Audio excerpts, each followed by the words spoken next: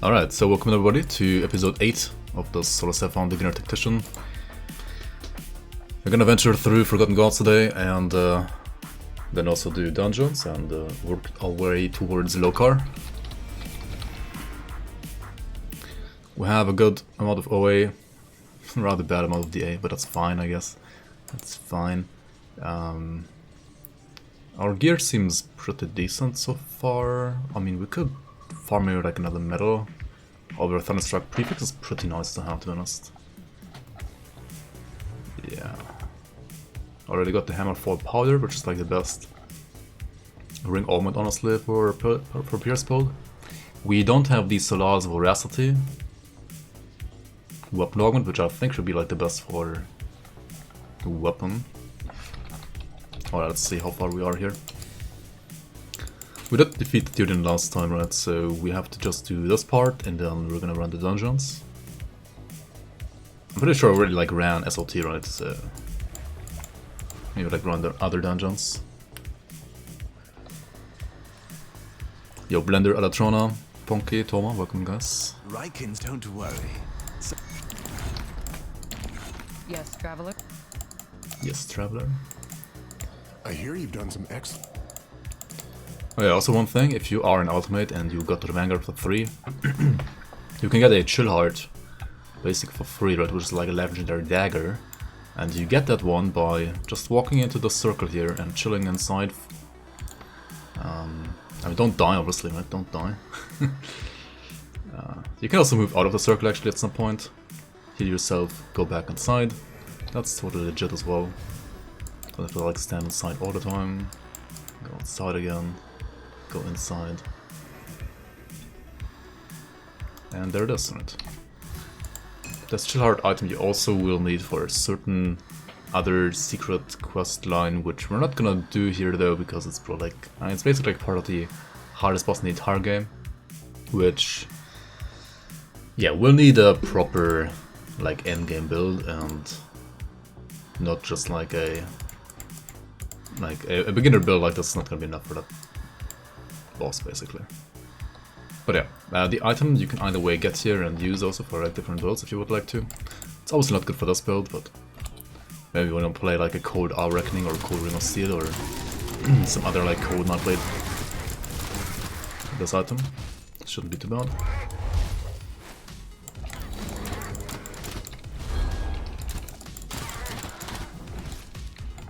Why is this guy stuck in the walls? Hello? Yo, Ido, welcome.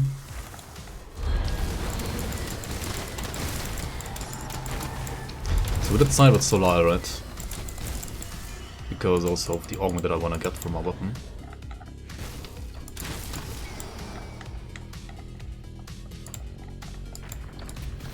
Which means we're gonna have to go inside the rift over here.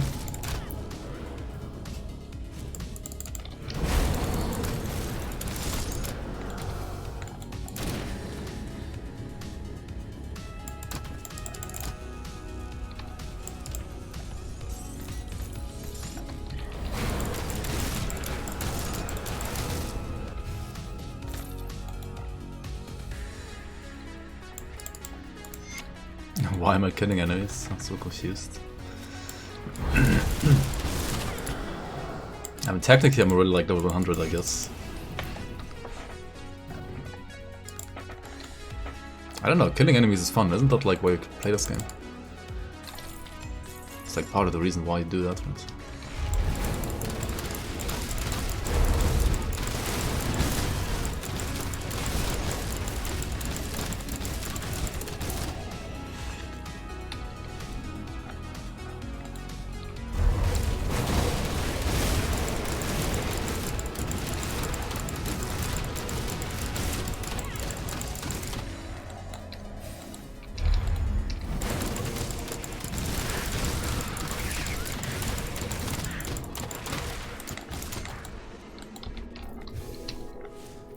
I don't know.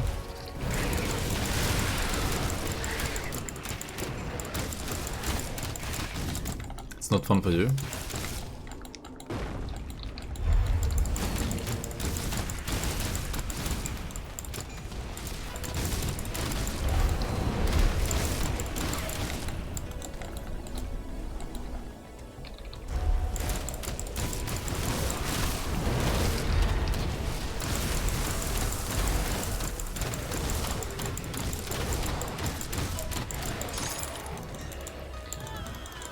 Alright, got the Heart of Onyx. Click, click, click, click, click, click, click, click, click, click. Yeah, Lazio's Pokemon. Is the clicking too loud, like on the mic? Is the mic so sensitive?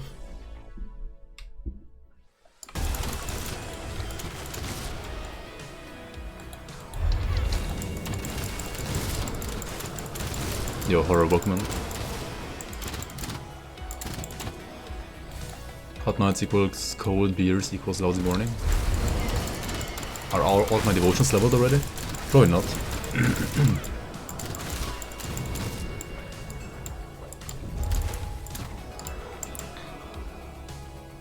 Yeah, the rank has 14 out of 15, I mean 14 out of, yeah, 14 out of 15. Tip the scales at 19 out of 20. This one is maxed, and this one is maxed. This one is unassigned because I'm Pepega. Wait, why was it unassigned? Hello? How?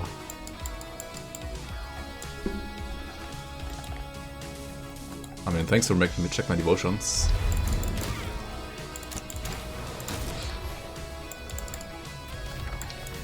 Like, why the fuck was it unassigned, dude?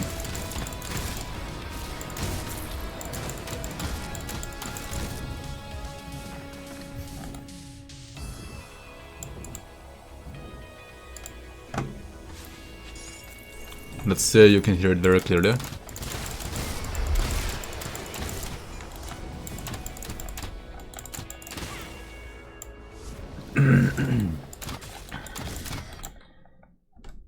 I mean, yeah, you can like sound gate it. I thought we'd have like somewhat of a sound gate here, but let's see.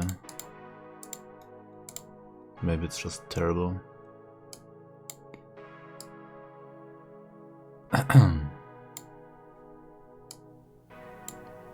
Hello? Right.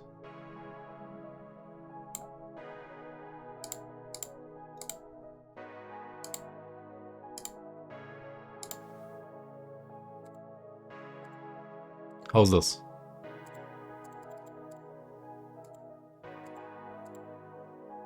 Still there, right?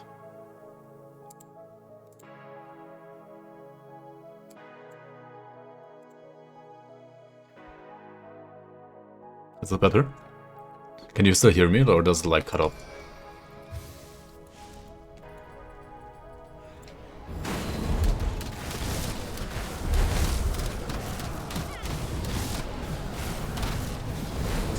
Does it cut off my voice when I say something? What if I whisper like this? Much less distinct.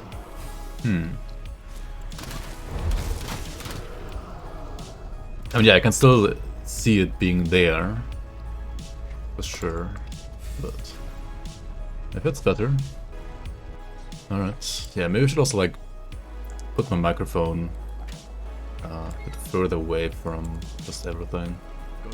My setup is, like, not min-maxed at all, to be honest.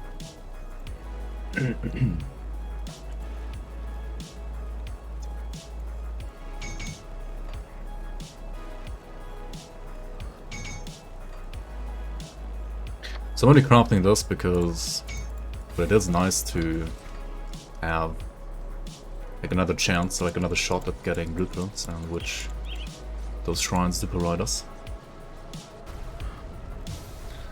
What crafting movement skill do you recommend for a lightning character? I don't know. It depends on like what character you're playing. It depends on like which other movement skills the class that you're playing already has. Like available. If you're like a druid that doesn't have any other like movement skill available to it, I don't know, I would just play what I'm playing right here, just like a teleport, like a, I don't know, like a low cooldown, quick teleport that can be used like both offensively as well as defensively. I mean, if you already have something like a Virus Might, you can, and you're like playing a melee character, you can also use like a Banish or like a Blitz like ability.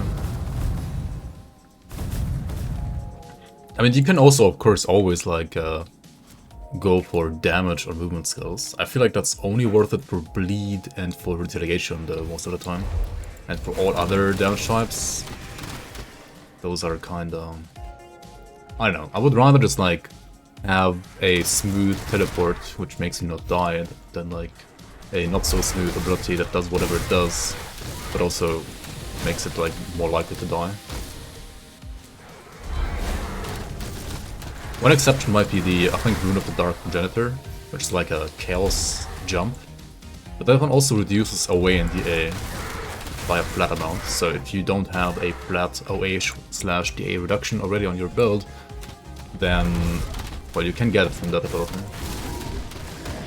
So that can be like a nice complement for not only Chaos builds, but like any build in general. And also jumps are usable both offensively and defensively as well. They are obviously slower, like not as instant as like teleports, but I just don't, like, I kind of dislike using, say, like a Vanish or Shadow Strike ability if it's like your only movement ability in the entire game that you, like, on your character. Because then, like, if you are in danger, like, if you are in a, I don't know, like in a situation where you're getting swarmed, for example, in Shadow Realm, and you would like to just, like, disengage and jump out of battle, then you can't do anything. I mean, I guess in softcore it wouldn't matter, but like in hardcore it would be very risky sometimes. Also, I mean, just, I don't know, like just try out all the movement skills yourself and see whatever is fun for you. Whatever feels good to you. Construct Druid. Yeah, I mean, if it's ranged like this one, I would just like use something like Disorder, or I think Displacement is like the better one, which you, well, need to get from Shadow Realm in the first place.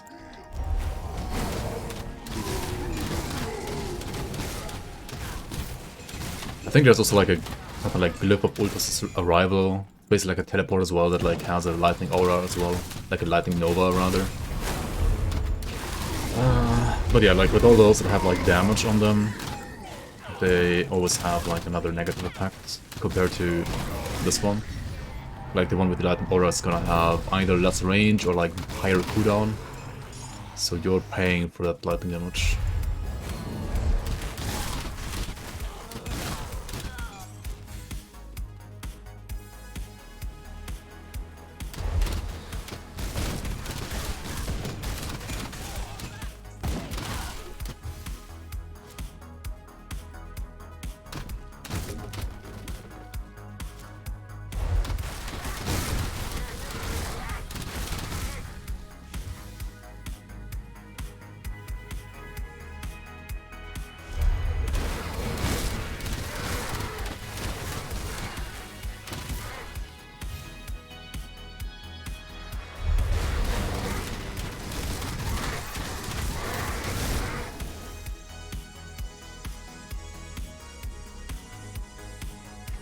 Right.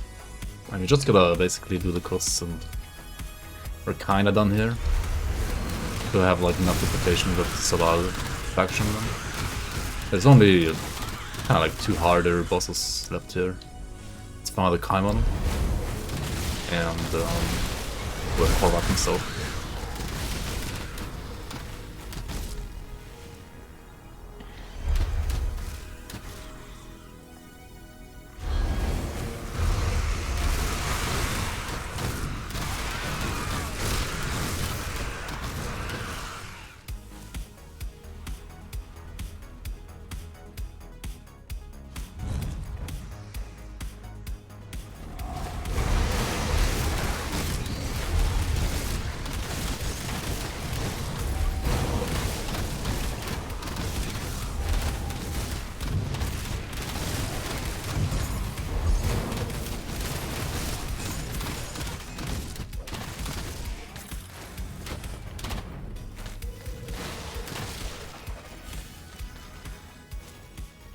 Yo, Crab Turtle, welcome in.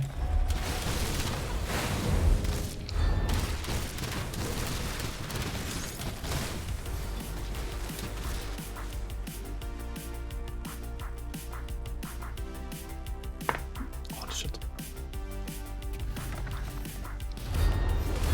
Dude, my neck is gonna kill me at some point, I think.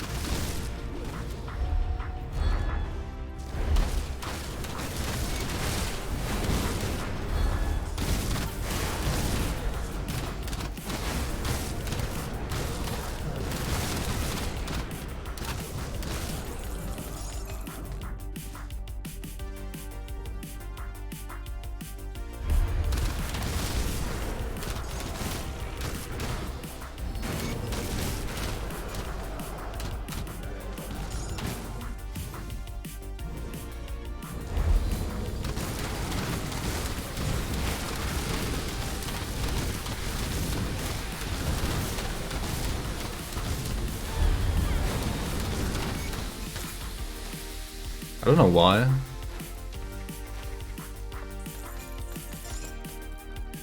I mean, 400k max hit is not that bad though. But sometimes it still feels like it's just not that big of a damage that this character deals. I don't know why. Maybe it's like RNG dependent on the crits or something. Or maybe it's just like not a Blitz Warlord, like a pre-nerf Blitz Warlord. And not ridiculous.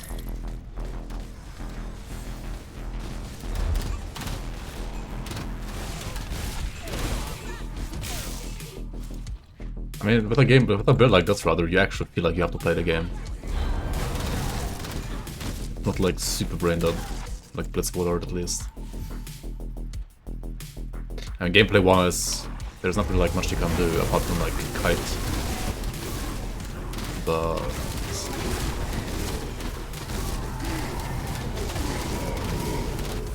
at least not like brain dead damage. I'm gonna two-hand Bone Harvest build. Would you dump extra points in savagery or just max out utility stuff?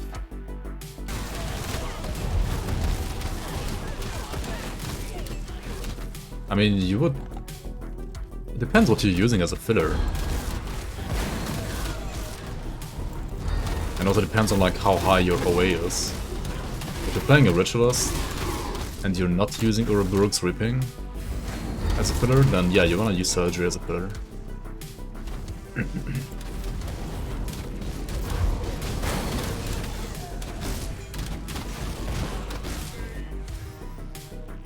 And usually for Savagery you wanna hit like at least 16 out of 16. It's either like, I think 16 out of 16 or 24 out of 16. And I mean, you want Savagery because of the OA buff and the attack speed. I mean, the attack speed actually wouldn't matter that much for Bone Harvest, but you want the OA buff from Tenacity of the Boar, and you want the 3 points in Might of the Bear for the physical resistance, right?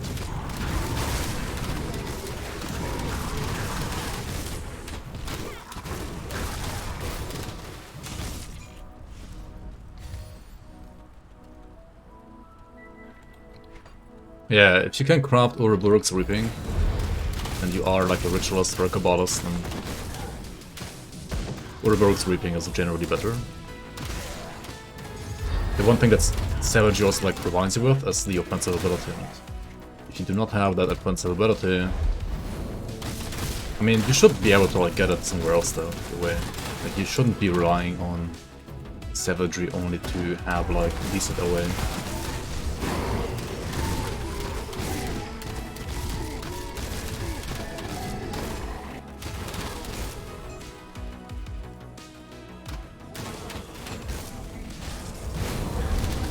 Yes, Omen Siphon, yeah.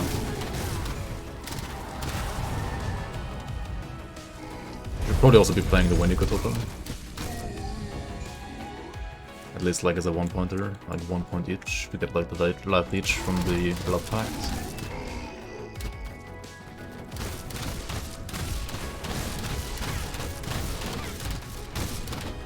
But maybe... I don't know, depending on like how many points you have on Siphon Souls and like depending on some other things, you might not even need it, I don't know. A 1 point Vinegar plus max, yeah, okay, yeah, that's fine. Definitely good.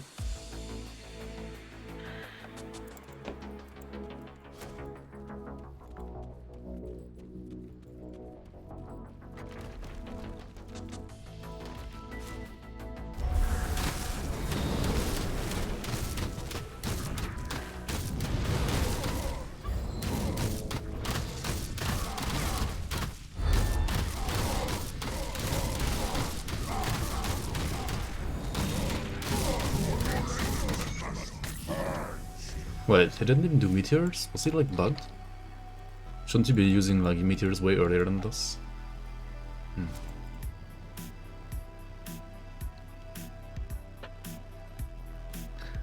Do you have any modifiers for Siphon Souls, like on items?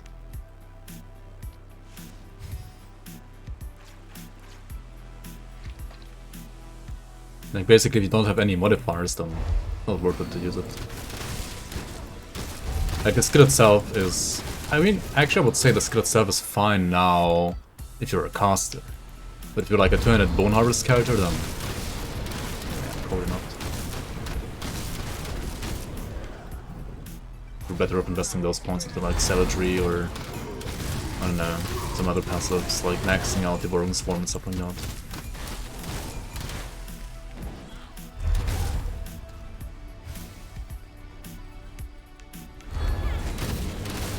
And 7 souls did get a big buff, right? Like in the past, it was really never ever worth it unless you have like ginormous modifiers to it. And now I feel like if you're a caster, then it's probably always worth it now.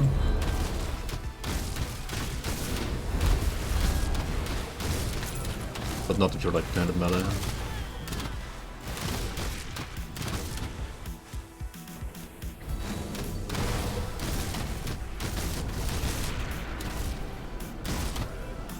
It's also like one less button to press down, right?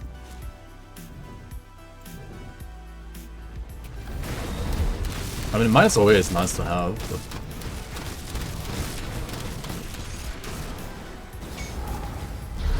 it's not like super mandatory.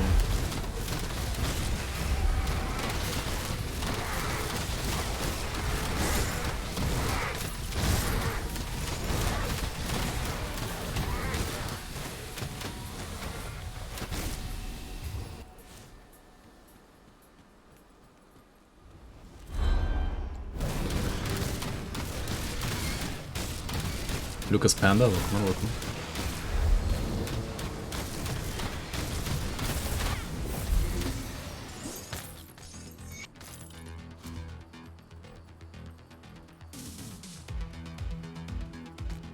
Cosmic Torrent. Some blue gun, right?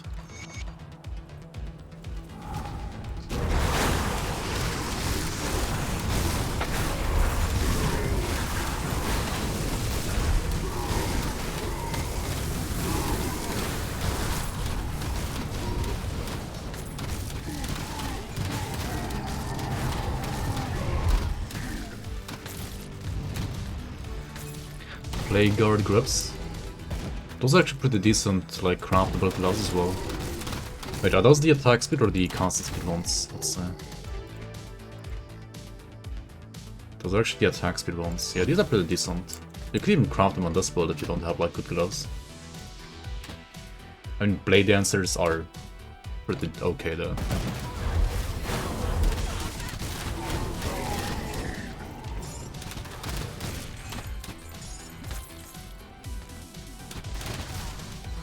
Yodra Tutti, welcome on, welcome on. Loris ripped this morning. Oh no, I didn't. Wait, did you play the Sork or something else? Oh, he died on the Sork? Monka. Versus Kapagul.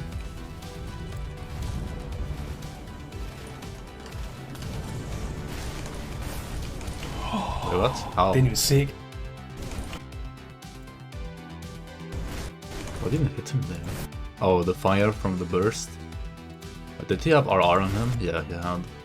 Wait, what was his fire res? Or like his fizz res? I mean, okay, he has like no HP, but still. I mean, yeah. Like 4.5k damage here. I mean, that's when you have to mirror here, of course, but... obviously this is also... I mean, this HP on hardcore is just like asking to die, honestly. Yeah, it's like, it's the fire waves, right? He's getting hit once and then twice. Zip zip. 9% Fizz. I mean... you can play like that if you're like a god at nullifying yourself from debuffs and like a god at like timing mirror correctly. Other than that, I mean, I wouldn't play like that, then it's just like wait to squish.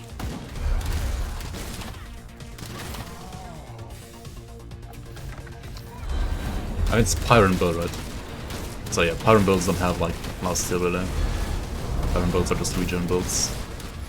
Which is fine, if you have a high enough HP pool to not get one shot. Or two shot in this case.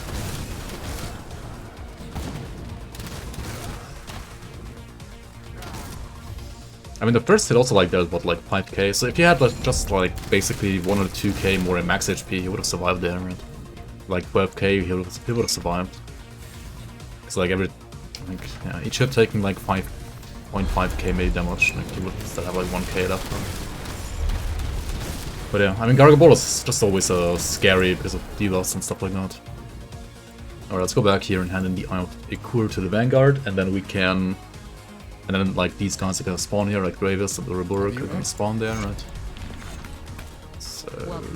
This also gives us another attribute point, right? Nice, nice. The witch gods are united. The Witch Gods are united. Are they, though? Are they actually united? Was doing fine until it died? I mean... yeah. Everybody's fine until it dies, right?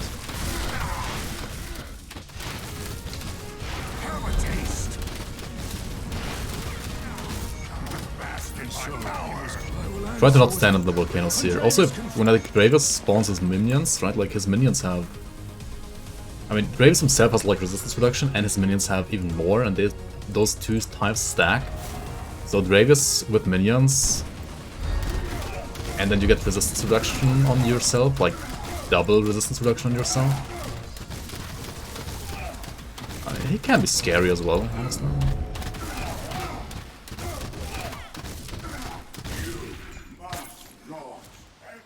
In general, like, this game is about resistances. Right, if you don't stack resistances... I mean, you don't have to stack it, like, as much as I do here. I mean, actually, like, something like Bit and Aether is borderline not enough resistances here. You want, like, generally around 35 or overcap. So that you're at least safe against, like, one resistance reduction debuff from enemies. But like once you're getting hit by more than one, you still have to like get careful, which is why you should like always check out your like debuff bar above your energy bar as well. Check out what these do, right, every now and then.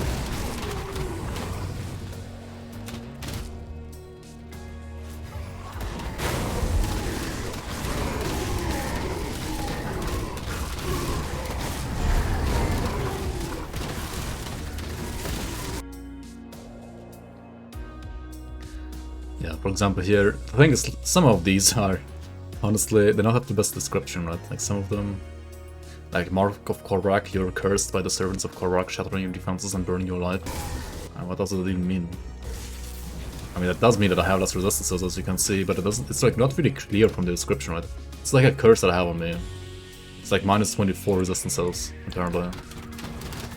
It's literally like 24 resistances minus there for all of them, I think. I mean, it sounds like shattering your defenses, I guess. But... is it clear? The thing is, some of those, or rather many of those, actually reduce your resistances by like a different amount, depending on like which enemy, like which level the enemy is. It's like the enemy is level 100. Then it's gonna like reduce by 24. If it's like level 50 only, then it's maybe like reduced by 12 and stuff like that. So many of these mobs have like scaling resistance reduction as well.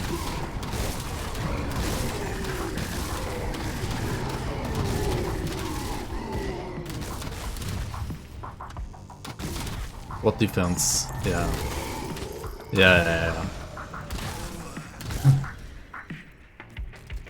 I'm not even sure how this is coded, but I think the debuffs that don't have like special description, they just like actually show you what they do. But the ones that have like special handwritten description, they don't show you what they do. Like Storm Furnace, for example, as well. I don't know.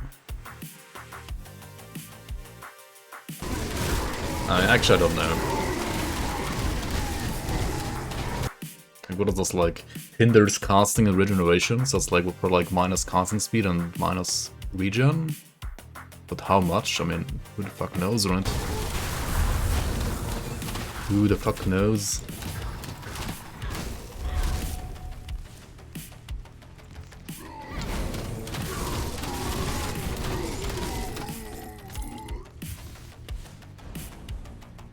Could also be skill disruption and stuff. I mean, It's not in this case. Like you would feel that.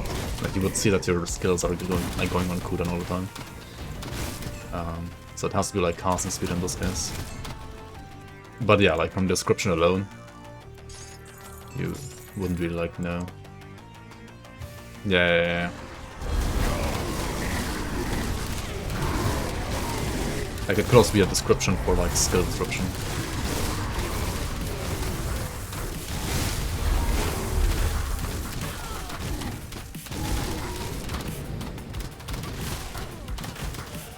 Am I gonna die to find the Kaimon? I mean, my damage is not gonna be that high, right? My damage is rather... I mean, it's okay, it's not bad.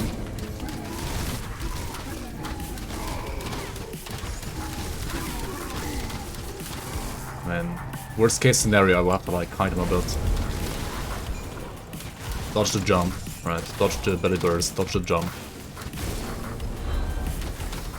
And just shoot him from afar.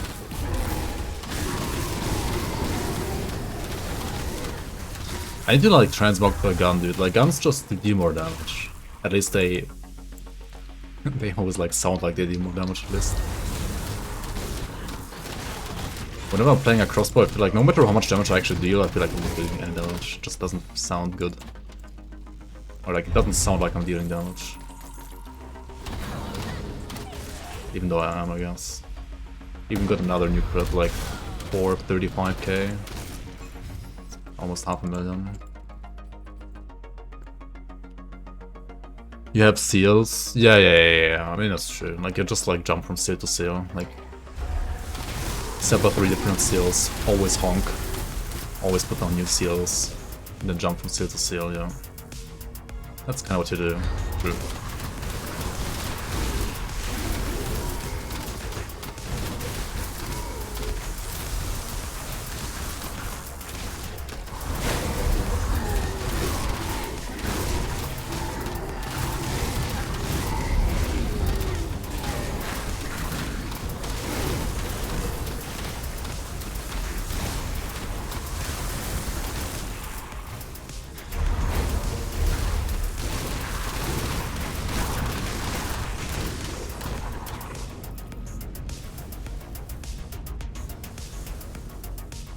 You would say it's fine.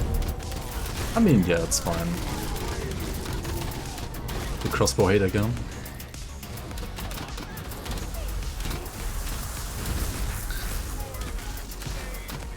I don't know, man. I mean, the crossbow sound isn't bad, but the gun sound, it's just better.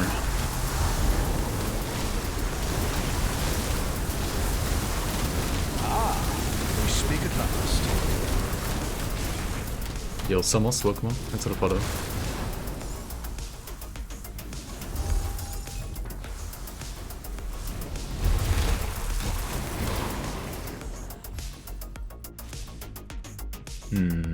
Oh yeah, dynamite chest. Always open dynamite chests. I still didn't get the Seal of Blades component, I think, right? Still can't craft Seal of Blades.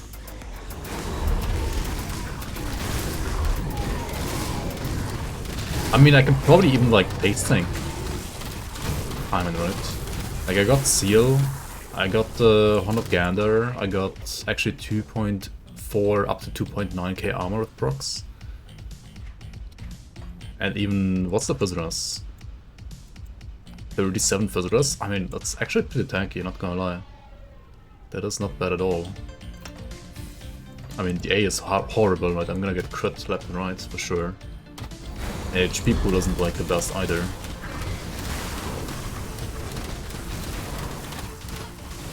But you're not fighting I mean maybe Korvaak, but you're not fighting Kaiman with a modifier, right? You're not like fighting with crit damage modifier, for example. I think so. Probably fine.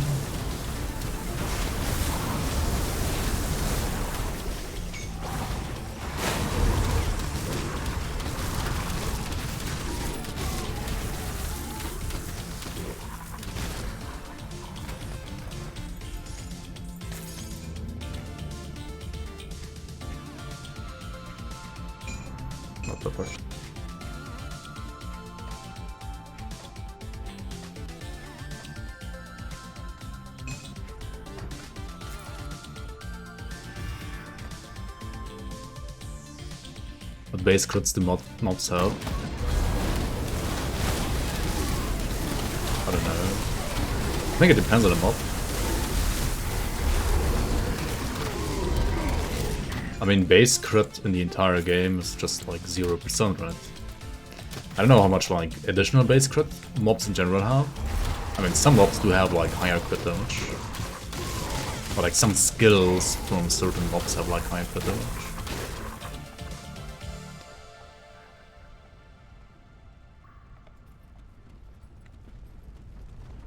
Or like what base mobs have crit damage?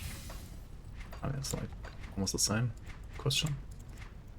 I don't know. I don't know which ones have like crit damage.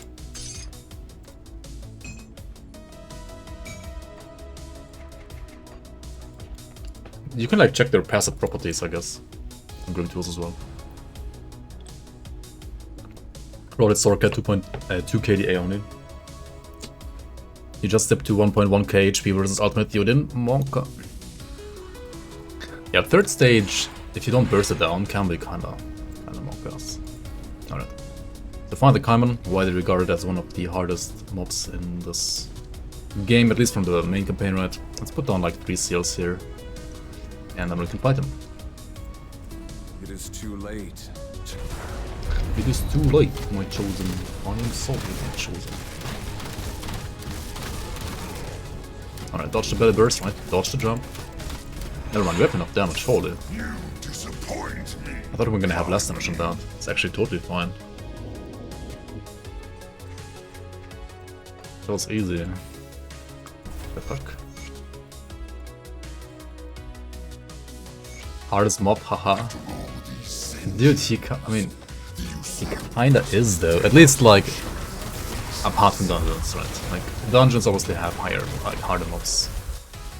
Just like main story-wise, he's like probably the hardest mob. But sometimes I feel like Chthonian oppressors are actually harder than Father Kaiman. Like, Chthonian oppressors are just like the worst, man. Like, if they swarm you, it's just so bullshit.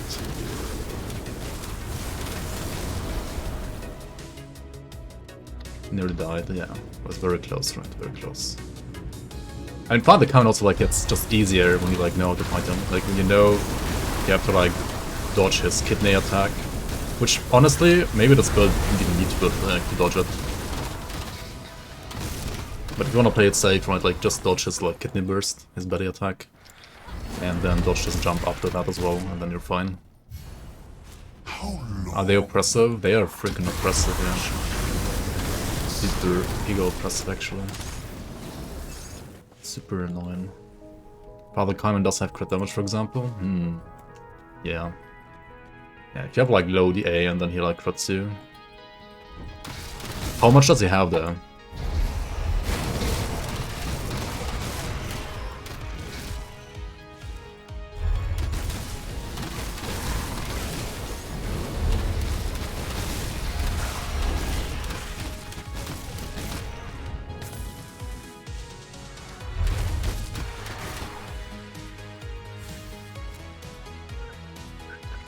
Come, little human.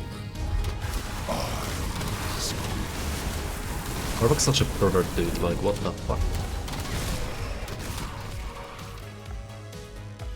Yo, Ground Zero, welcome in, welcome in.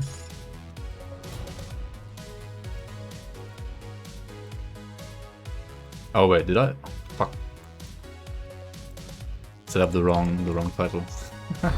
Oops.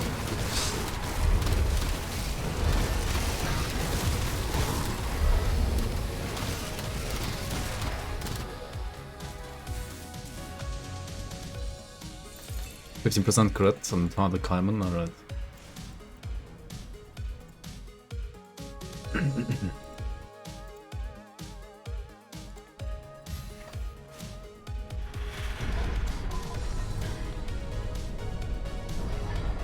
Yeah, title was like satisfactory with Ground Zero later.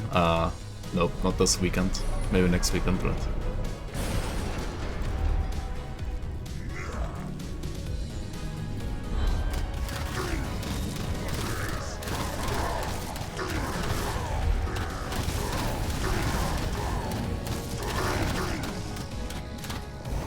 Right, stage 1 down. He's baby raging already. He's mad. Mad cause bad.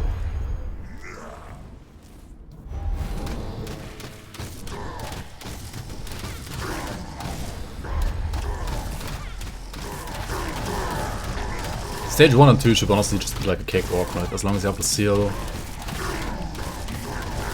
Right. He didn't kill him before he went invulnerable. That's kind of annoying.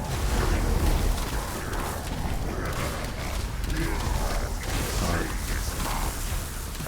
Stage 2 down. Let's put down some seals.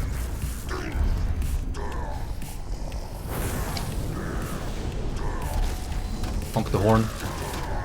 Stage 3 is like the only rippy one. You gotta dodge the meteors when he does like his... yeah, that attack. Let's go to... oh shit, I can't see. Oh, yep. Okay, meteors incoming. Dodge the meteors. Put on another seal, right? Put on another seal like here. What the fuck? No, maybe not there. Okay, where's he? Why are you laughing?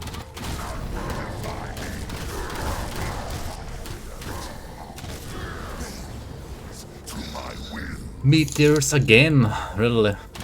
After 2.5 years I started again playing Grim Dawn. A little, again, to exercise my brain. I'm too old for this stuff. Yo, thank you so much for the donation, whoever that was. I almost died. Okay, that's kind of hard at the pilot code, I guess. Very much appreciate the support. Thank you, thank you.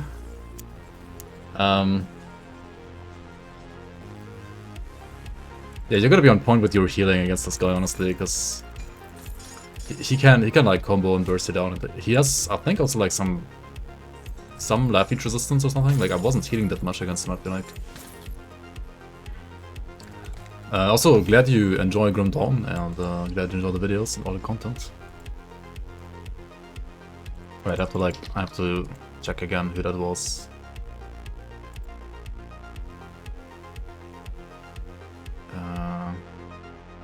I need to like make it show longer on stream or something.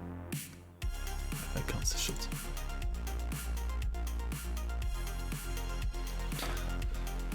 Crystal BL with the €5. Thank you so much, man.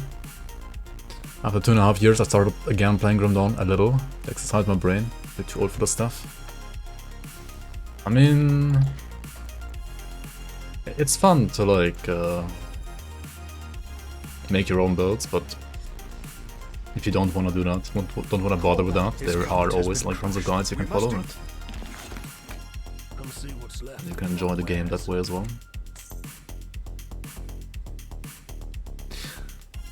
These folders are honestly, like, in general not too bad either, right?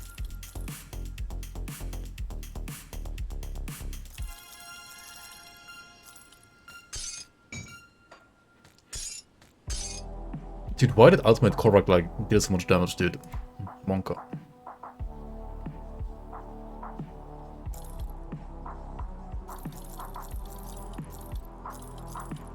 Can somebody explain?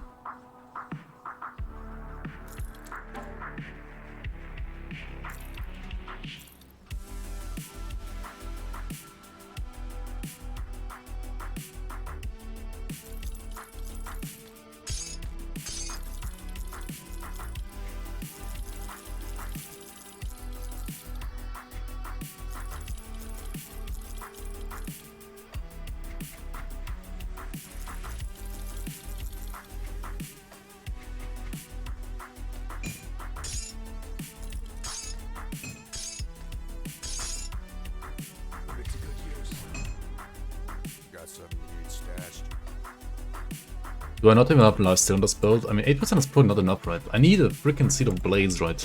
I need Seed of Blades so badly. Gotta find the blueprint. The problem is it's a random drop blueprint, Seed of Blades. I mean, we're gonna just like run some skeleton key dungeons, I guess, and hopefully get it eventually.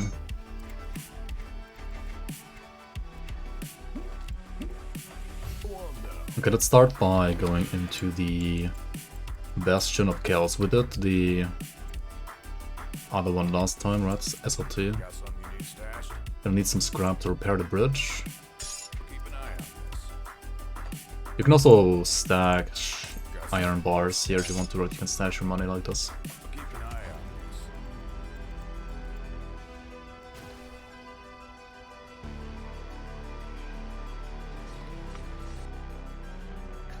Maybe 2.3 KDA had something to do with it. Maybe, yeah. What is this? Can you help me get more DA? He has 10,000 DA. Oh shit.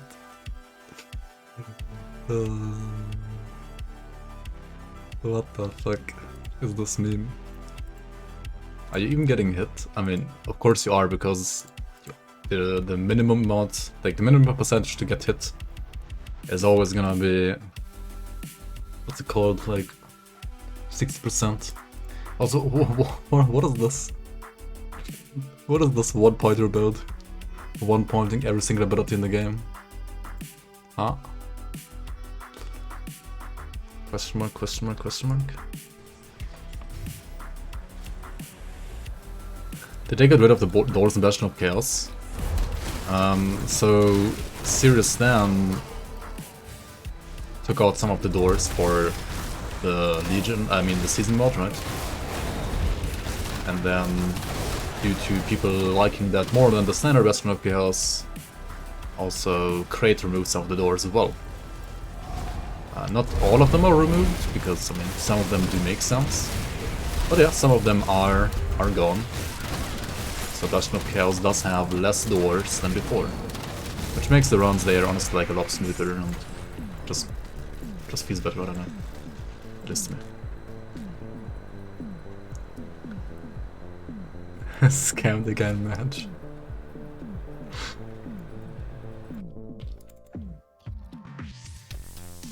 Wait, isn't there like a scammy mode or something like that? No?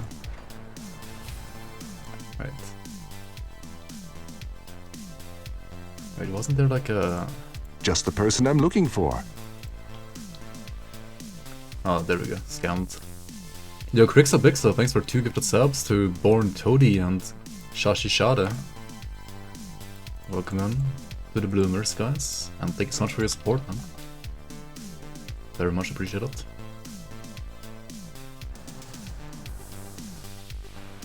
You apparently have a 44-second stream latency. You are living in the future, Monka. It's pretty bad. Easy dodge, easy clap.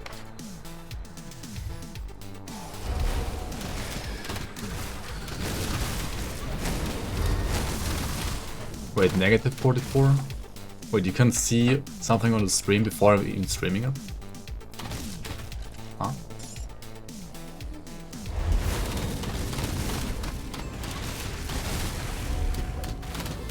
Dude, you can like predict my rips, you can predict the future.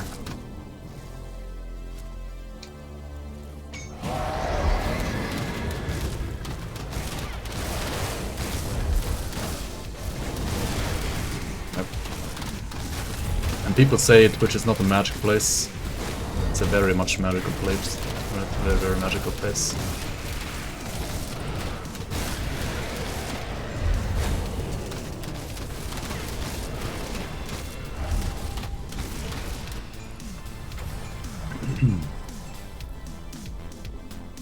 Do you know if Dawn will get more updates / DLCs in the future? I mean, like by crate, not really. No. 1.1.9.0 was like the last proper content update patch, which happened basically like a year ago, right? All the other patches after that, like 1191, 1192, etc., we're like at 119.6 right now. With 1.1.9.7 going to place testing, I think, very soon. All of those patches are only bouncing. And I feel like up to 1.1.9.6, like the last one made sense. The new one, I think Xanta like posted the stuff yesterday on the forums. Like whatever, I'm really not even interested anymore. Like it's not even like impactful stuff anymore at all. The game is already like so well balanced and overall decent, I think. I don't know, like other games aren't as balanced as Condon, like many others aren't. And the stuff that they are balancing now feels more like, I don't know, it feels more like trying to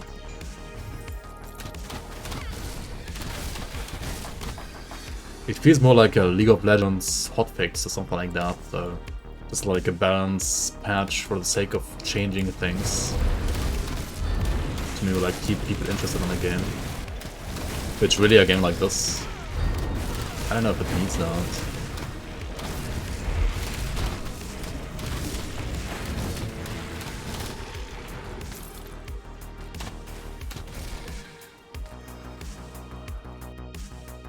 Just retail Cunning Spirit bug fix? Wait, bug fix? What was bugged though about that? What is bugged about Cunning and Spirit?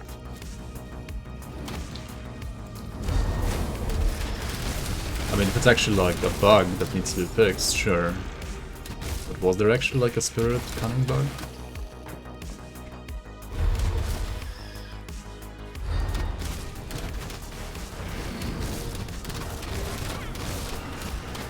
Oh, it scales retaliation? Even though it shouldn't. Huh. Alright. I mean, okay, I mean, I don't mind like bug fixes. I actually didn't know that.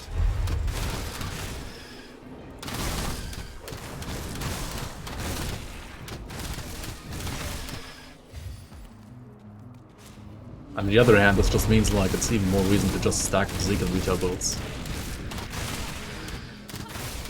As if that wasn't already kind of the case. I guess on physical retail you don't want to... I mean, okay, physique stacking...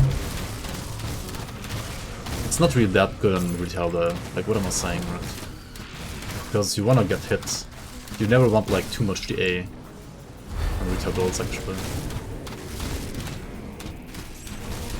I mean, you might want to avoid crits, but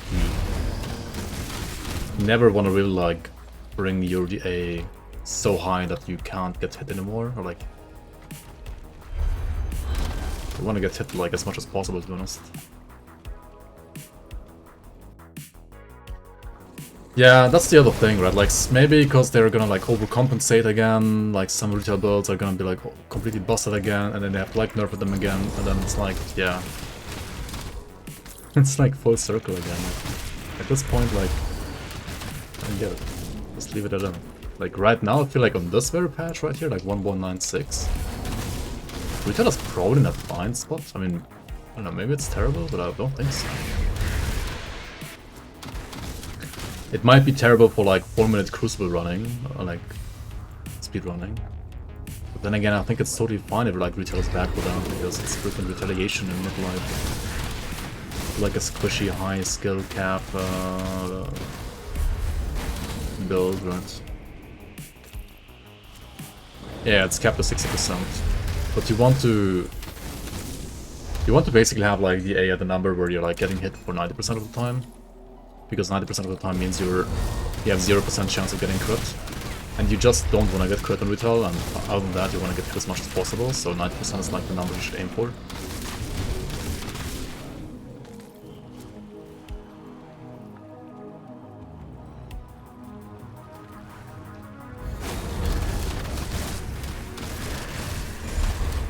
Yeah, I mean, they should just like finish their Farthest Frontier game. I mean, which they are kinda-ish. I guess they're gonna like... No, I mean, they're not gonna like finish it that soon, because it's coming out of early access like August 9th, right? Like next week, basically. Or like 10 days or something like that.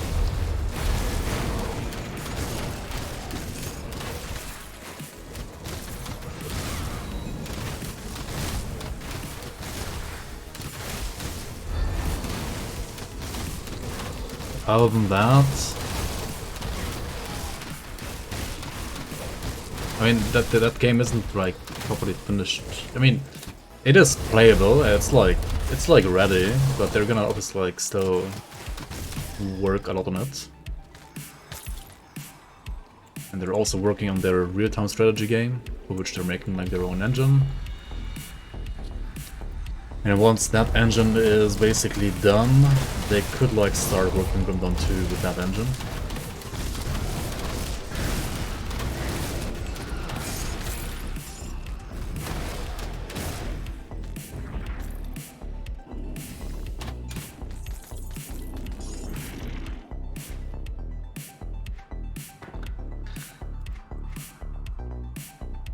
It's a period of the abyss.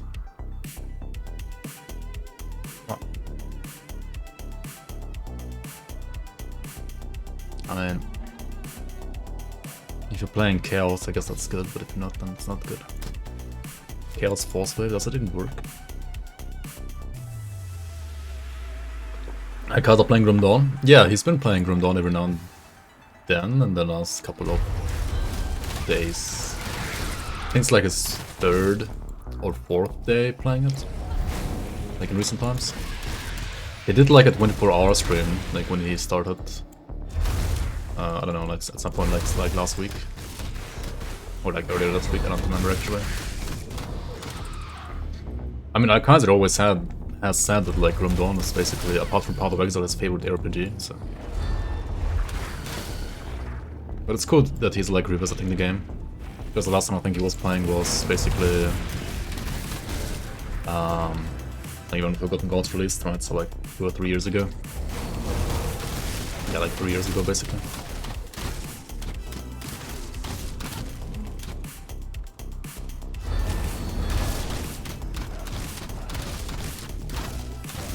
Maybe this time you can like beat all the bosses.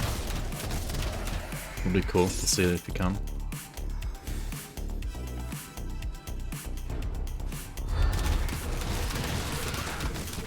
I'm pretty sure the last time you played was actually like when Forgotten Gods came out, so like actually 3 years ago, not 2. Unless he played at some point in between again, but I don't think so actually. But maybe I don't know. He should know his own like streaming life better than I do.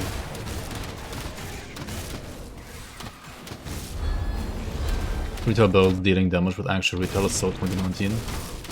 Everything is just 99% rat attack. Yeah. True. Just get the rat attack.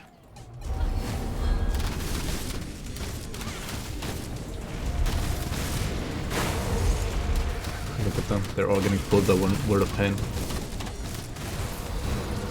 All triggered. Hurry.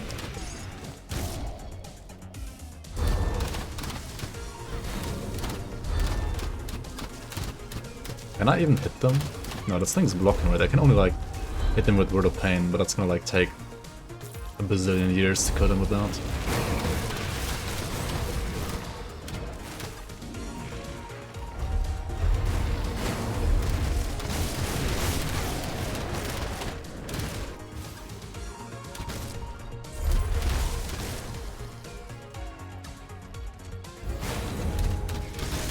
Interesting thing in this patch is the monster pathing fixes that I haven't bothered downloading. Oh yeah.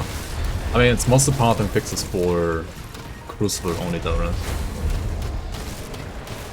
Or does it also affect like non-Crucible stuff? I think they just like change how the controllers of the monsters work in the Crucible, which is also like a welcome change for sure.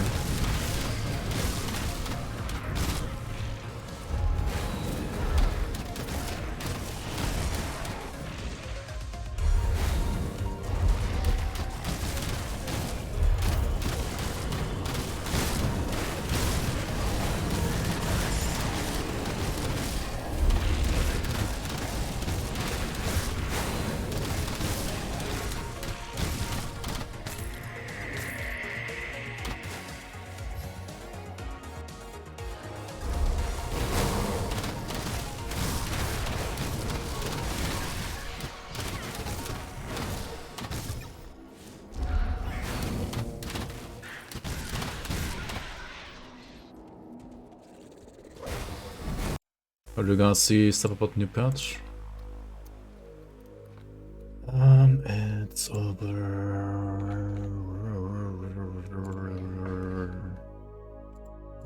here. Here. There we go.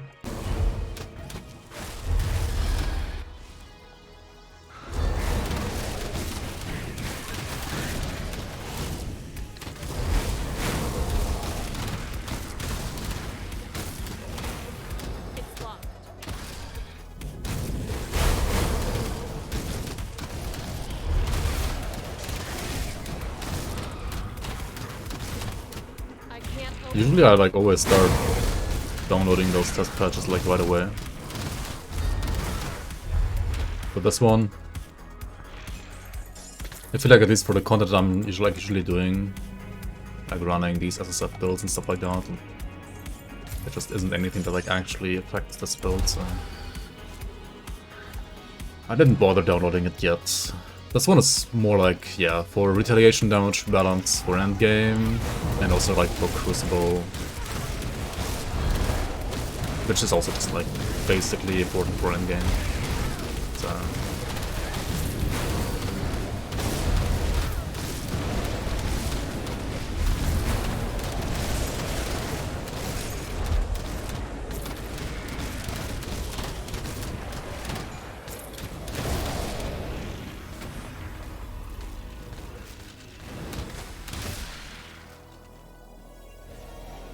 always Crucible. You're a Steam Muppet, you only check there on Steam. Oh, okay. I like never check Steam for any game, to be honest.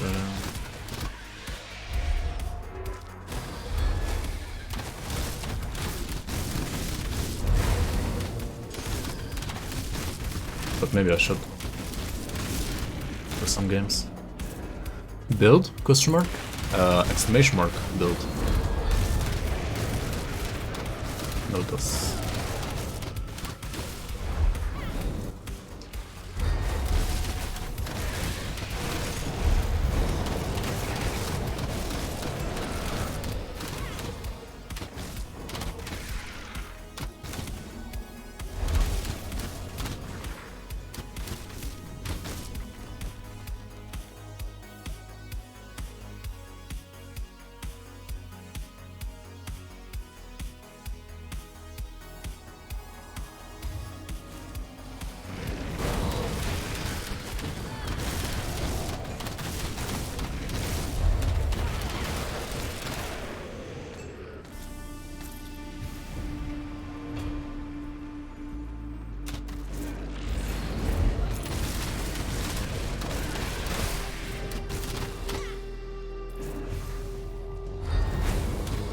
And then who will be Crucible only?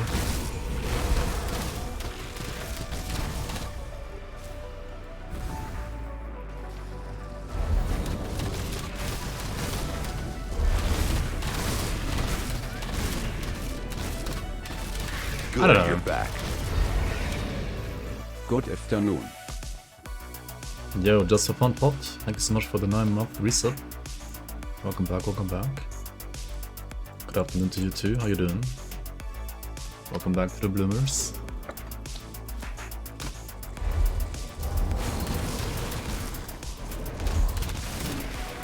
I don't mind Crucible, I think it's like, it's totally fine as a game mode.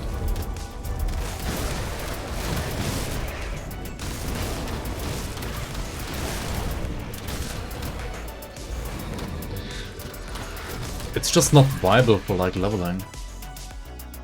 Because of reputation system. If they gave you like tokens that you can like earn in the Crucible that like give you reputation,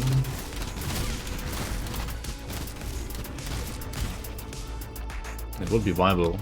Like, it might not be quicker than main campaign to level there, but at least might be like a viable alternative.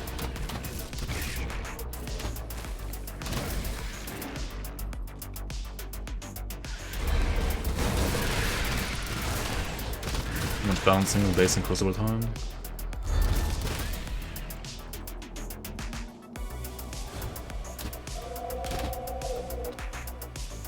I mean, it's just like what they get the most feedback on. They're only working with feedback for the most part.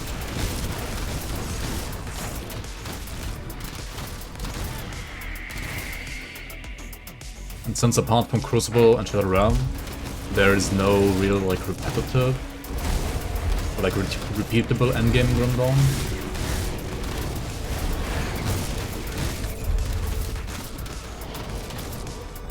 We're gonna balance around those two basically, for the most part. Like, sure, super bosses exist, but like all super bosses are like...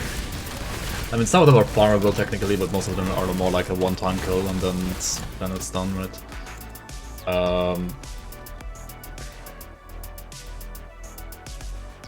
And the ones that are like worth the farm, like Lokarr, are easier than something like Crucible and Shadowrun anyway.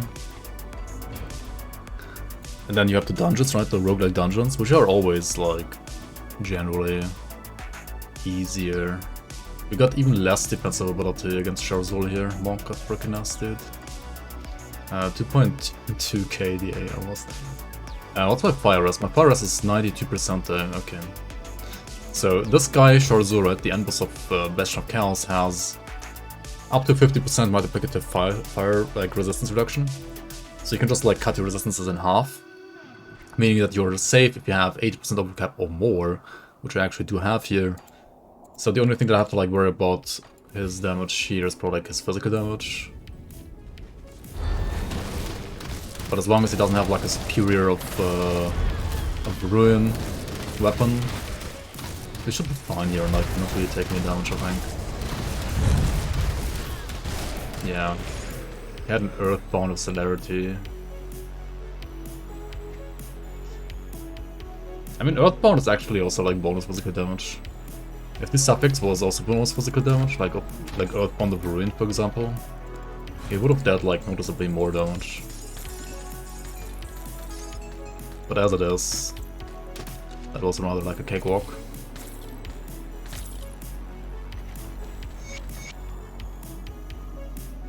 Why is fighting form not maxed? Is it not better for ranks for piercing more targets? The thing is, ideally you want 12 out of 12, right? At least on paper. That's what I thought as well. However, let's actually go to Fort Icon and check this one properly. It seems like it's somehow bugged or something, I don't know. Right, let's look at the cadence sets, right? Okay, that's the cadence set, right? Pierce through 1, 2, 3. Pierce through 1, 2, 3. Pierce through 1, 2, 3. Pierce through 1, 2, 3.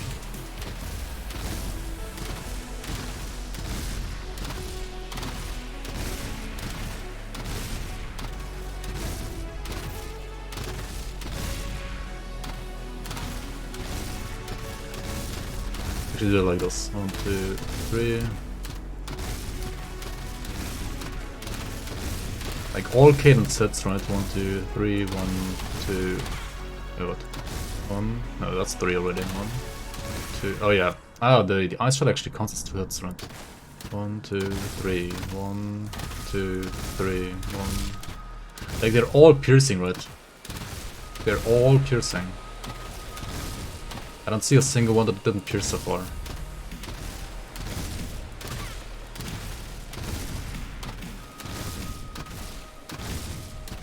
Yeah, I mean, this obviously only affects a third hit. However, even though I only have like 76% pass through, right? In practice, it's 100%. It's not 76%, like the number is just dying. I don't know what's happening here, but it's not correct.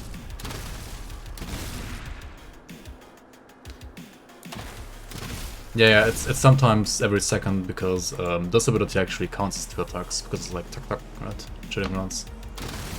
This one is 2 attacks, so you have like cadence after that instantly. So 1, 2, 3. Cadence piercing through everything. 1, 2. Wait, what? Oh god, it's so confusing sometimes.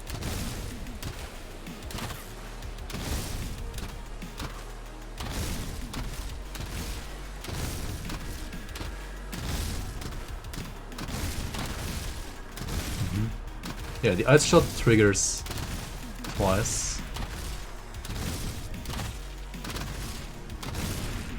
Wait, which? There's another one that like double triggers. Is it Zolhounds? Which one is it? Okay, the ice shot always. Oh, yeah, this yellow one here, right?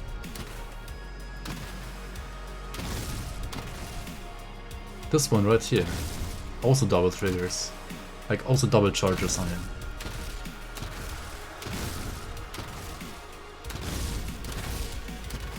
The Storm Spirit does not double charge.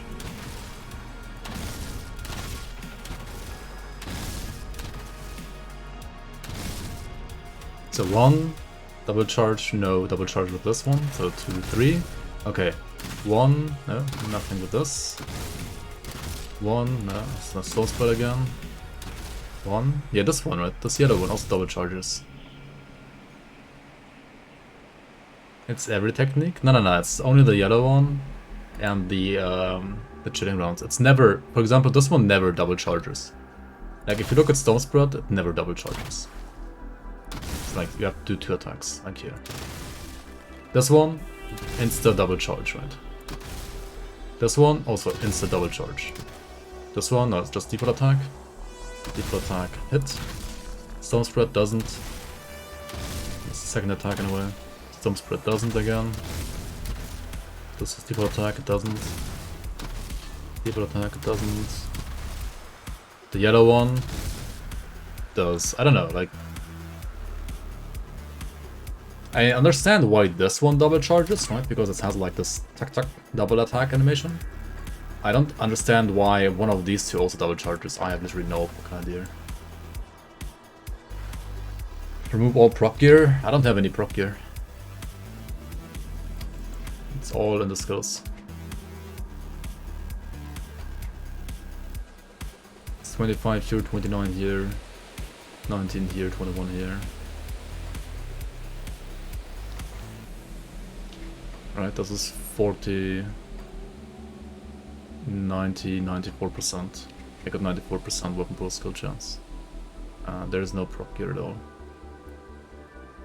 Like, not a single gear piece has like any weapon pool skill here. Anyway, it seems like this one always double charges, this one never double charges, and then one of these two does double charge. I would have to like remove, I mean, let's do it for science real quick here. Let's remove, say...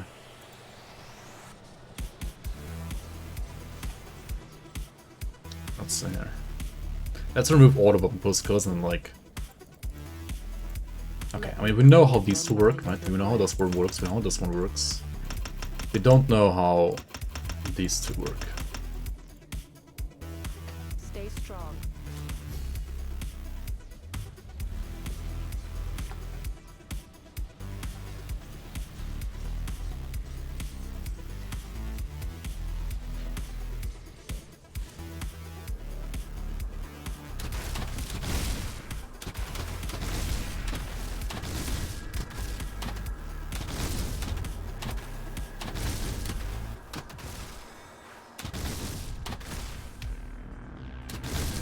Yeah. Silence double charges, right? Pretty sure it does. Okay, what about the other one?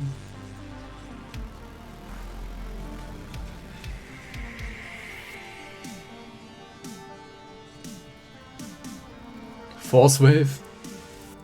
Dude, Force Wave is actually a cool ability, I'm not even kidding.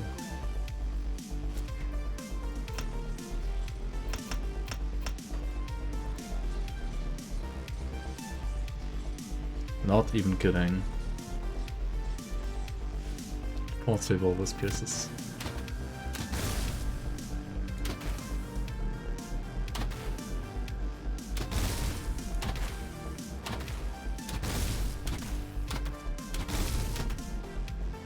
This is actually the animation, right? This one right here.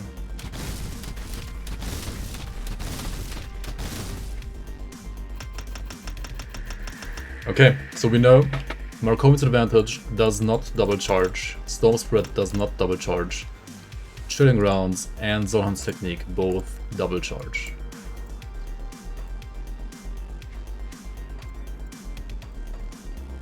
Which means I should probably max out Chilling Rounds. I already maxed out Zohan's Technique, right? I should probably like put more points to Chilling Rounds as well. Intuitive if you ask me.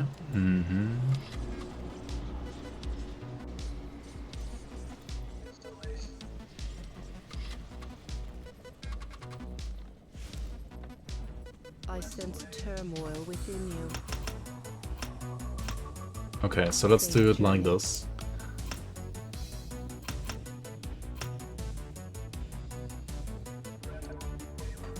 What troubles you?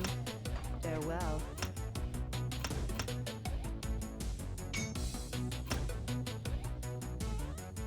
What are we at right now? 43, 64, 93. Dude, I need more skill points for these weapon pool skills. I need even more. Troubles you. More and more and more.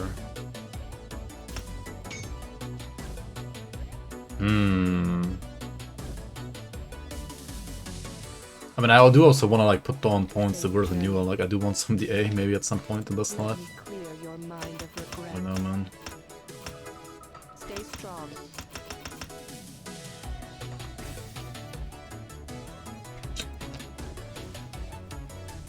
Do shit around. We're gonna do Port Valbury next now.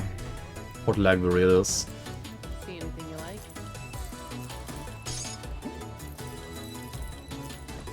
But if you have the points, right? If you have the skill points, you really wanna like max out your trading grounds as well. Because it's double charging, and Zolhans is double charging as well.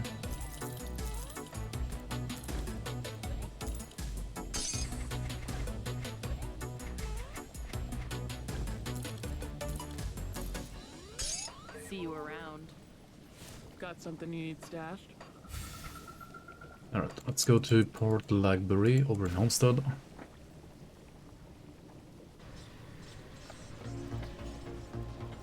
Yo, Bolok, welcome. What's the build? It is a Pierce range Tactician.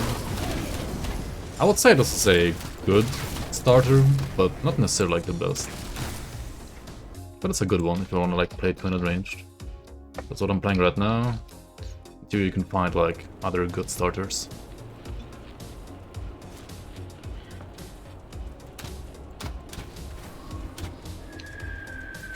I don't know, what is the best chart like starter right now, chat? There are many like super strong ones, honestly. Many builds.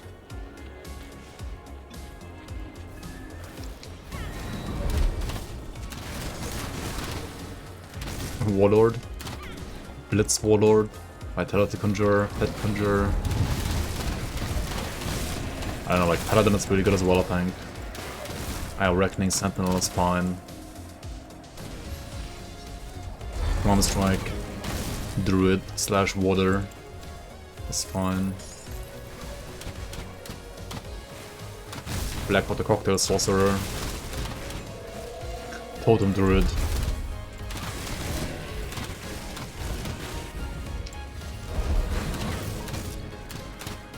And this build is okay as well. Also totally fine, I guess. 8th Array Spellbinder.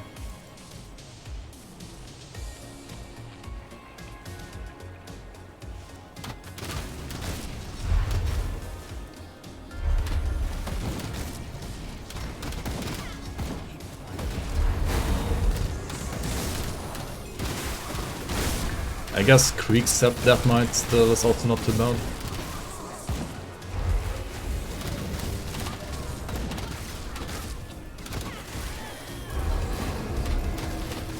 Oh yeah, Virus Smite, Templar / Sheepbreaker, of course.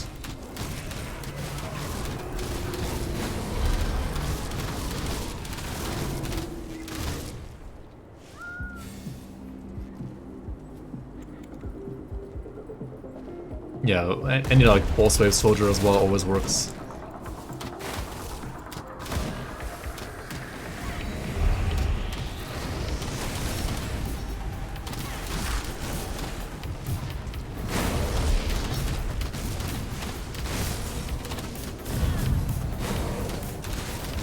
Eighth Array still good? Yeah, it's still fine. I mean, I feel like 8th Array was a bit better a couple of patches ago than it is right now, but it's still totally fine. Still very nice. Yo, Captain QC, welcome. So much hate. Wait, hate on whom? On Maya? Can't go Force Wave with Creek sets? Of course you can. What do you mean you can't? You can. You can do everything with Creek set if you want to.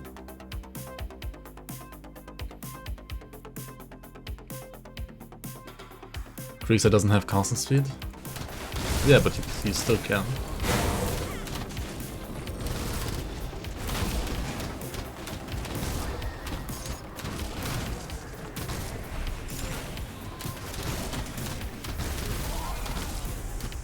You can also like play 4-piece Krieg, right, and just like not play the gloves, I guess. Play constant speed gloves instead. It's probably fine on a beginner. You can also go Dark One set with Krieg set. I mean, now you're just being stupid. Like, it's literally impossible to do now. Like, the slots don't fit.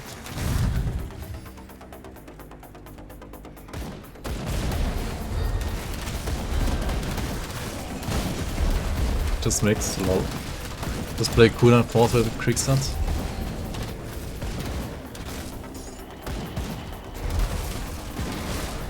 I mean, just play Aether Force Wave in the league, right?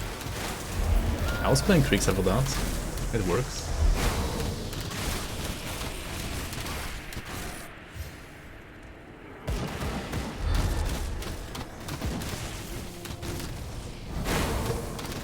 Just play Granite and Earth Splitter, and that's it. No need to do anything else. I must try the new ABB items with Emerald and Crusher, Coder Acid, it's bonkers. Wait, did they actually buff them again?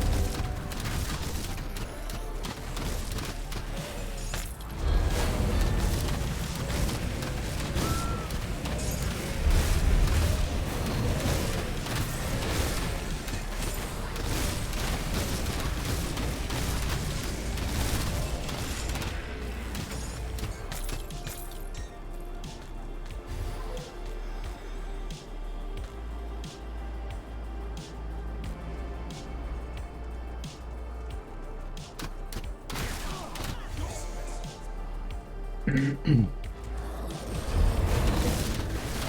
can play a Krieg set on Cataclysm Offer on Battle Mage. That way you have Aether and Physical and Elemental you can deal with every enemy.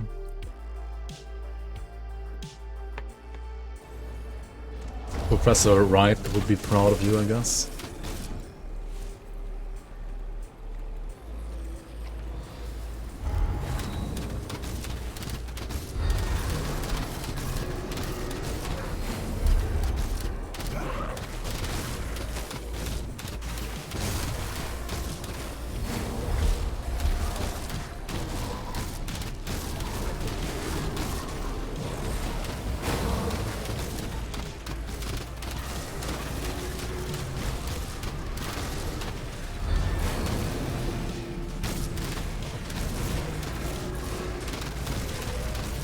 Shit out.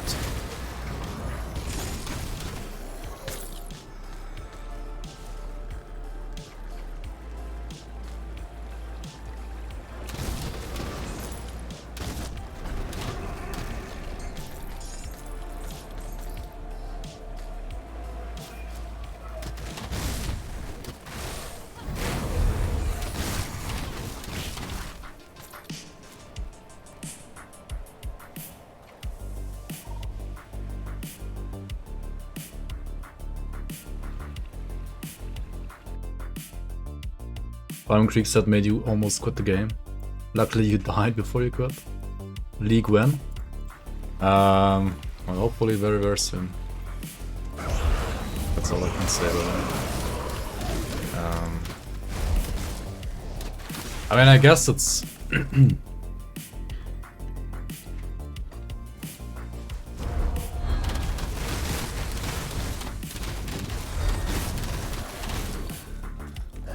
safe to say that it will be still, like, it will still start in the summer. But yeah, rather like at the end of the summer.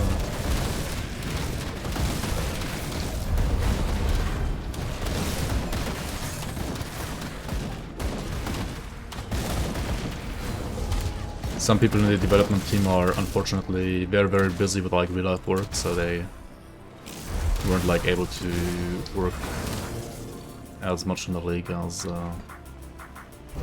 we might have expected them to be. But it will still happen, like the start will still happen this summer.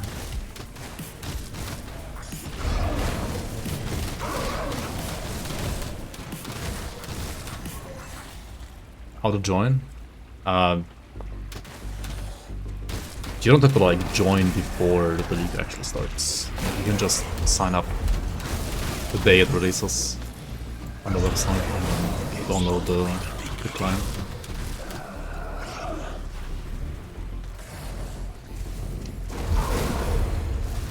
You don't have to like pre-register or anything like that.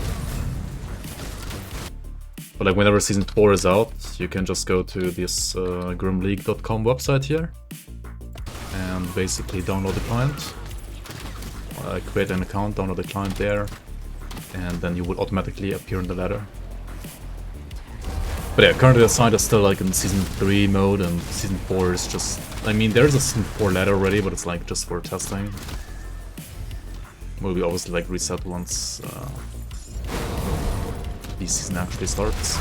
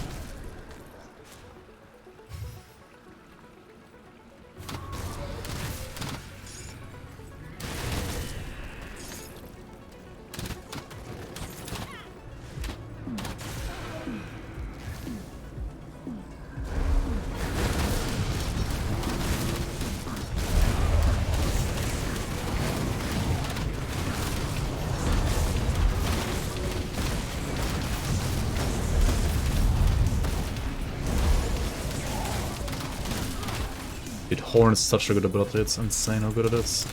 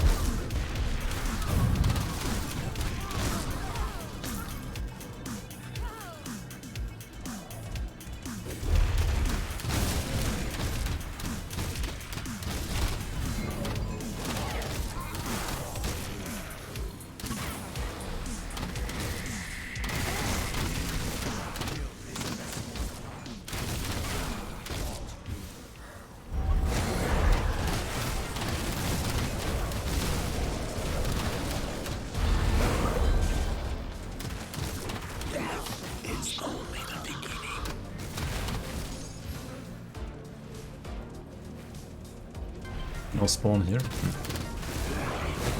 Wilson Revisit. Oh yeah, they're actually... Wasn't there actually like a post about like a Wilson update in the works? Like they're actually not abandoning the game yet. They're like even working on chapter 4, right? apparently Wilson's gonna get an entire new act. But I mean, the post was like, yeah, we have basically controller support almost ready, right? Controller support soon, TM. Like very soon, rather. And yeah, we're like in the middle of making this Act 4 still since like 2 freaking years. Didn't they say like on release back then that they're gonna like release Act 4 like in the next couple of months or something like that? Wilson has been like on for what, like now 2 years at least or something like that?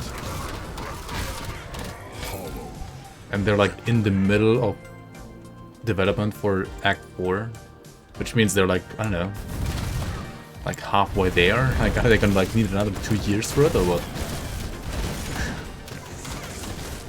Because, like, why are they even working on it? I don't get it. Such a joke.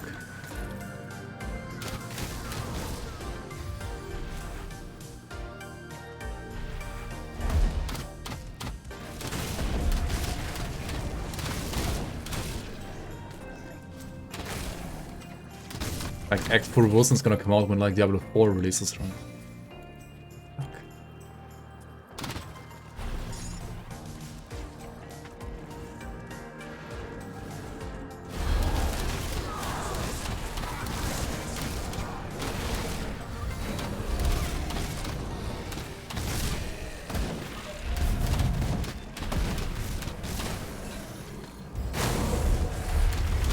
I don't mind like them taking their time and, you know, like polishing stuff properly, because they really didn't do that in the past when it comes to Wilson. But I thought they were like actually a decently big team. Like they were like what, like 40 or 50 people? Just like 4 or 5 times the size of like how big Crate is. How are they so slow? Wilson come back in 2022. You think their update is actually gonna release in 2022? That's like big copium right there, dude. Thinking it will release in 2022. I mean, controller support might come in 2022 and that's about it, I guess.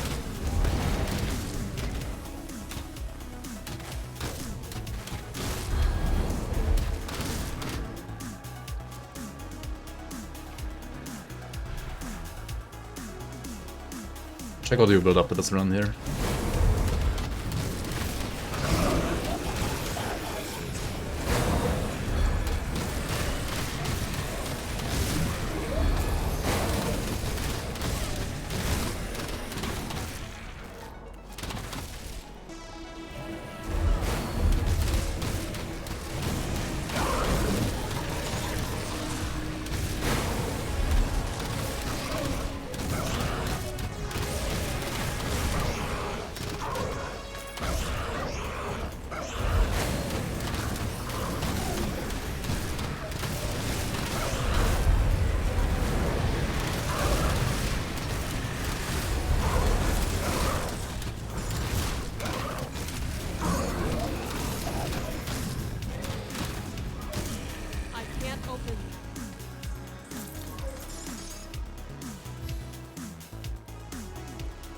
Using Seal to proc Blind Fury doable.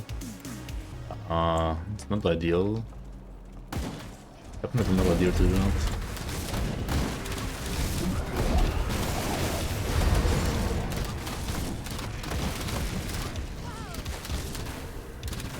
If you're playing a melee character, I guess you could do it.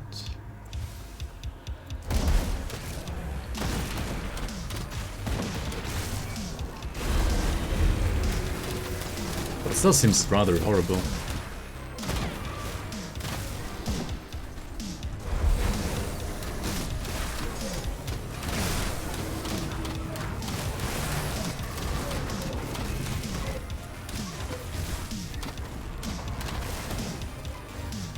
Okay, let's run this boss here as well. This optional side boss here.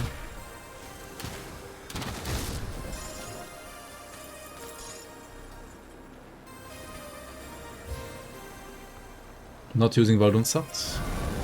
I didn't find it. And this is like solo self-owned fresh start build. Just playing the crossbow and like a one-piece sharpshooter set, I guess. I mean, I did find the Valdoon set, yeah, but not the mythical one.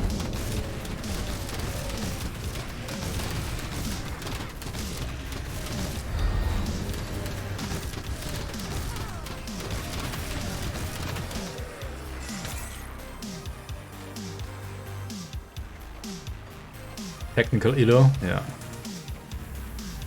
Well, technically you found it. Just not the one that's useful.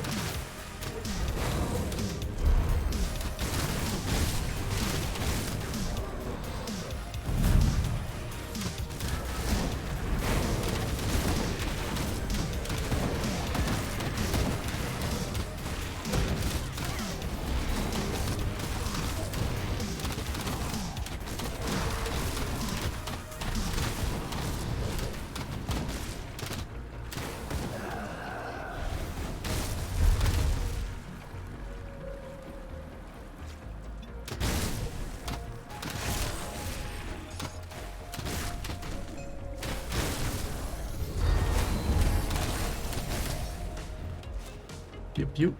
Tack tack. Is Valdoon even worth it? It's barely stronger than a sharpshooter.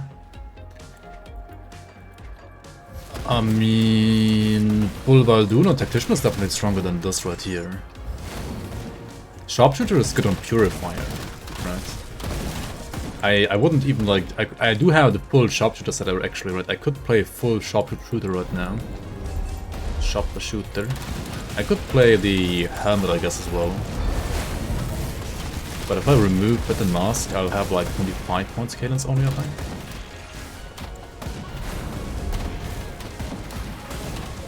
So I don't know.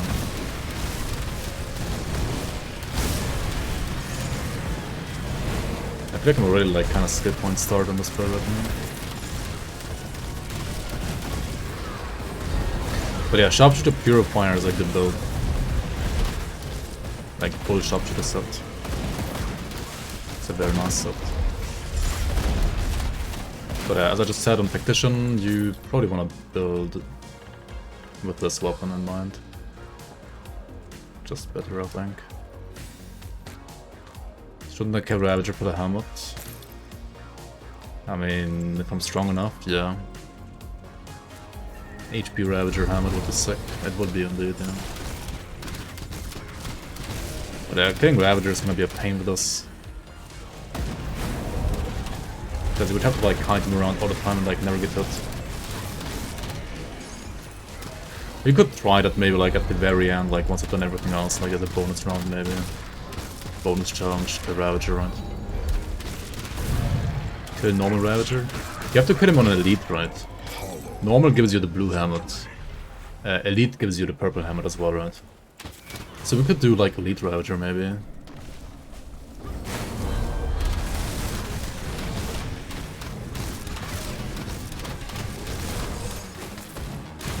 Kala is easier to cut than Ravager. She actually is, yeah. But Kala is just bullshit with sound, so kinda hate Kala fight even more.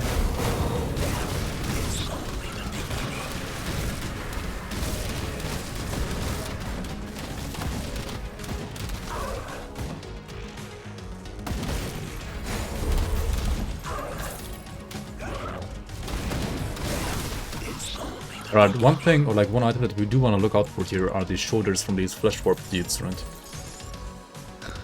Like those shoulders, or like the right affixes, can potentially be better than my current shoulders.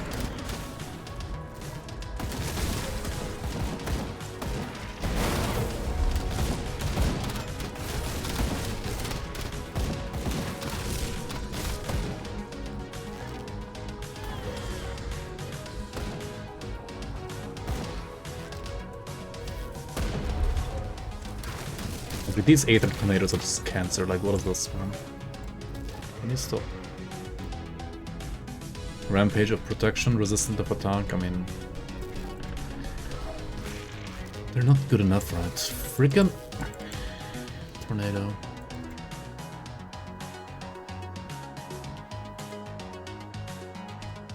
I mean, Shrewd Purifix wouldn't be too bad. actually, because it's 9% cunning. But it had a bad suffix. So.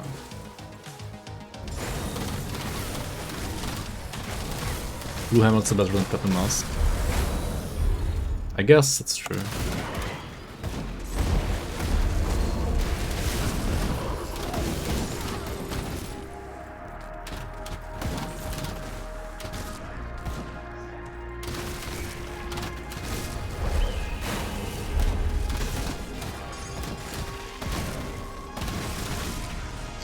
Ravager on normal should be easy as fuck, right? Isn't he like super easy actually? On normal?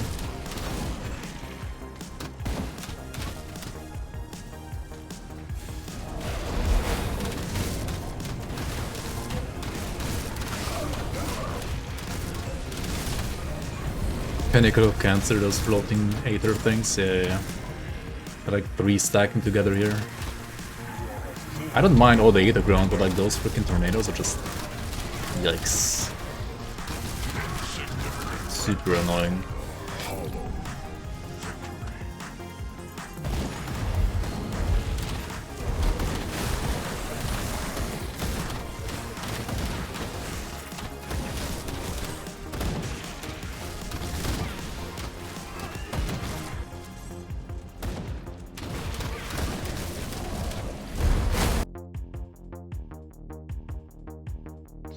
TSS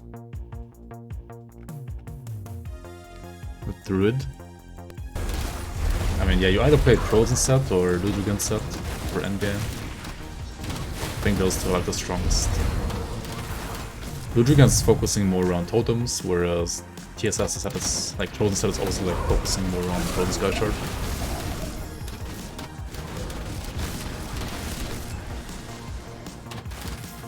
I mean, you can also play Promise Strike.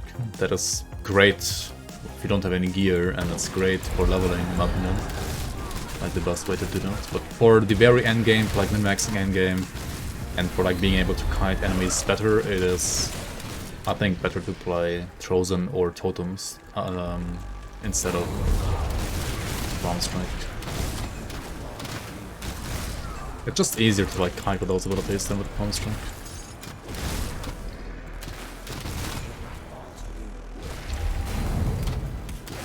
Aura Druid.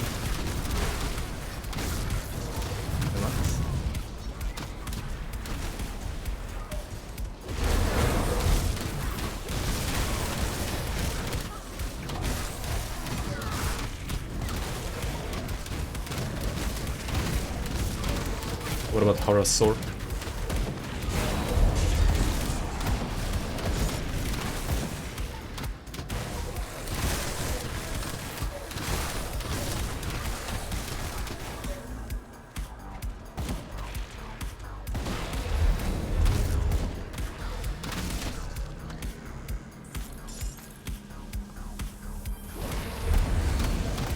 See the Promise Strike with the Rocket Jacks can be good.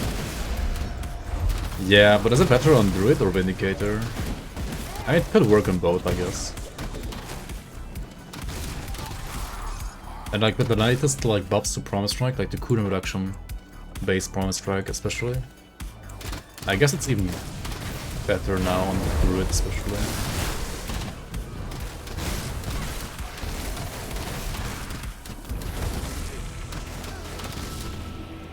And when it comes to Vindicator versus Druid, I personally feel like it is for hardcore. Druid is just like the better class, right? Like Vindicator is just, I don't know, it's kinda squish. Druid has higher OA as well, yeah.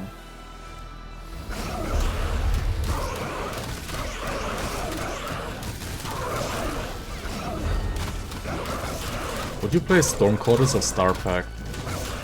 They're both like so good honestly.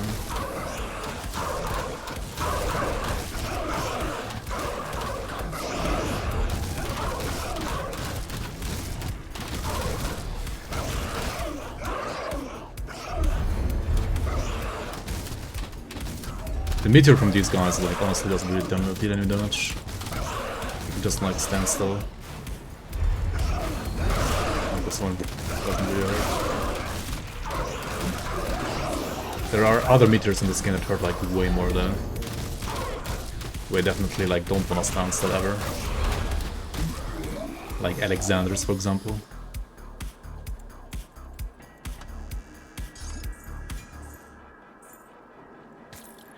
I mean, Vindicator was like a really good like softcore damage class in the past, and I feel like it still is like good damage, and it's alright for softcore. Like definitely, it's not bad for softcore at all.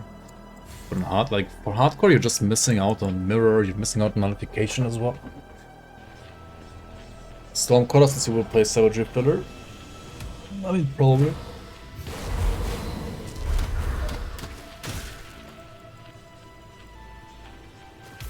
Alright, next on the list would be the Ancient Grove. Come see what's left of my wares.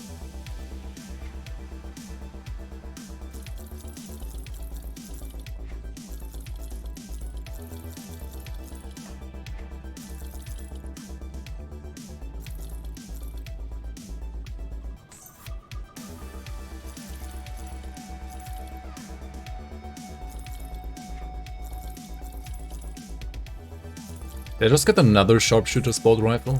Dude, how many do I have already now? It's crazy. If this set like supported Cadence as well, it would be like so freaking good, dude. On this class as well. See you around. I don't know why like a Tactician doesn't have like support from a sharpshooter set. It's kind of weird to be honest. Yeah, gun number 3, and we have 2 codes on top of the one that I already have, so like 3 codes, 3 guns.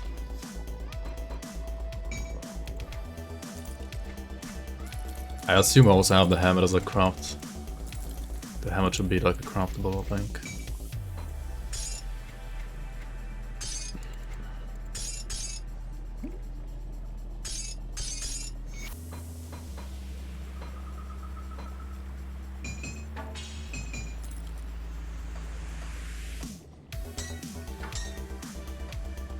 It's safe with me. Promise. Ah, we speak at last. 3 guns. Vindicator's got to kill Lokarr. That's true. Vindicator is the better Lokarr killer because of Seal. Captain Hammerlock, thanks for the follow, welcome. We gotta check out the bill, right? Ah, I've been expecting you, human. So thanks for the prime. Hammerlock, welcome into the boomers. Welcome and welcome in. Alright, we're on our way to the Ancient Grove, right?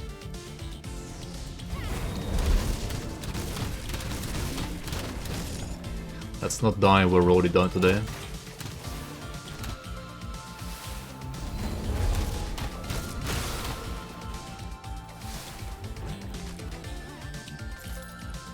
It should run a new way, or like a good way to get gear in your newly dinged 100. Depends how strong your character is. If you just hit 100, you're probably not strong enough for it.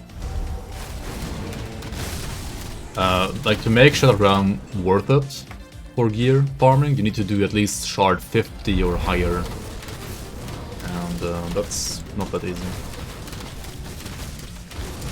I mean, you should be grinding SR at some point, for sure, and like see how the game mode works, how deep you can go.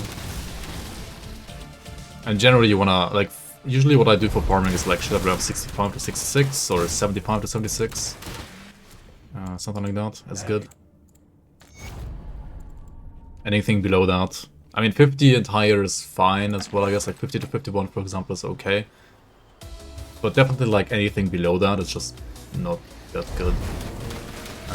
And if you can't do that yet, then you're better off doing dungeons, like roguelike dungeons for farming, or totems, like monster totems. Pretty nice loot as well.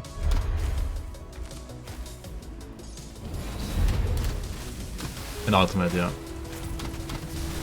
To make it actually worth it, you have to do shard 65 in less than 50 minutes. Even 50 normal, then I just, like, all the numbers that I said is like ultimate only. Like, below ultimate, it's not worth it anyway.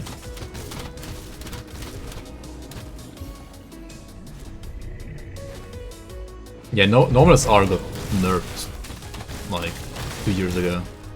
Normal SR is, like, never worth it for farming now. Elite, I think Elite 65 or higher can be somewhat worth it sometimes, I guess, maybe. But definitely not normal.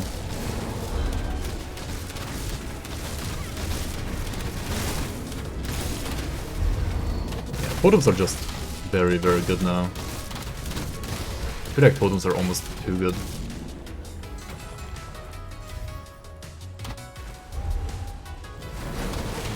Because they are honestly really easy to farm.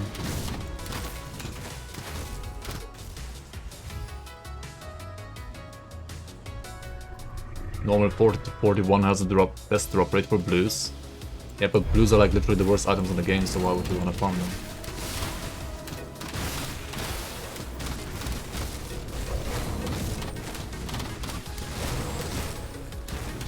I mean, some of them can be useful, yes, but like on average, like blues are the worst item.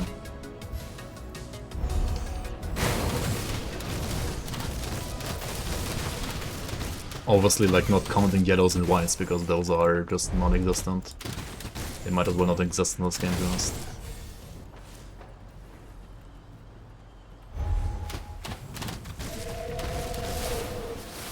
Yo, Mykolas, saw you, man.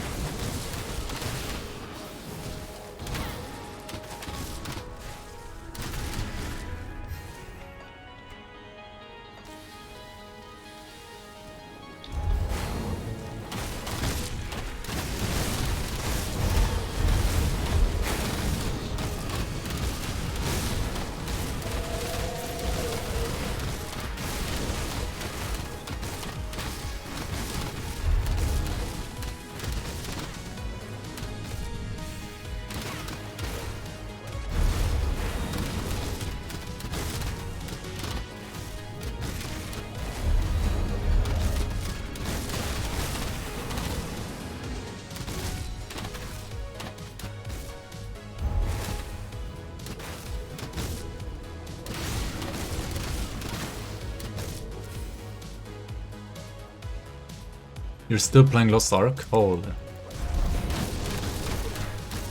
What gear score are you at now?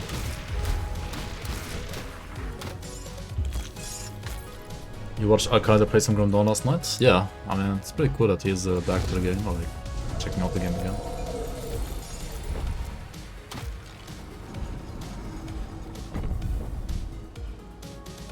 The Legend of Vox Machina was a good show.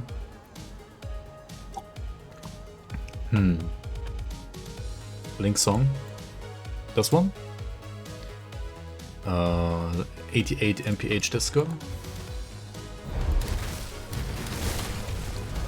Oh shit, we'll get the kitty right away. The Death Stalker. This one right here is an ultimate only spawn in this dungeon and can be really rippy, so whenever you see this kitty, prepare, right? Prepare.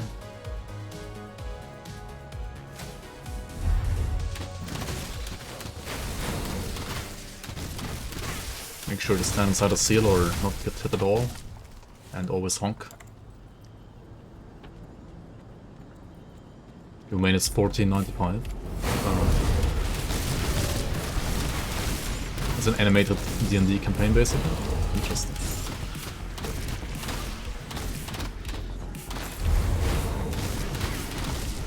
That sounds cute.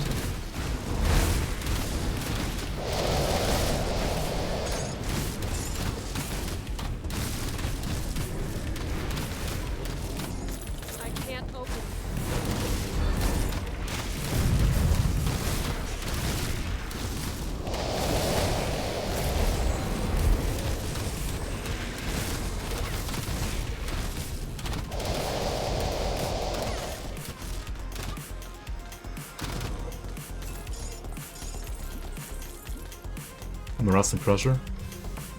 That's the item you guys were talking about earlier. Wait, did it get buffed? I don't remember this really getting buffed, but maybe.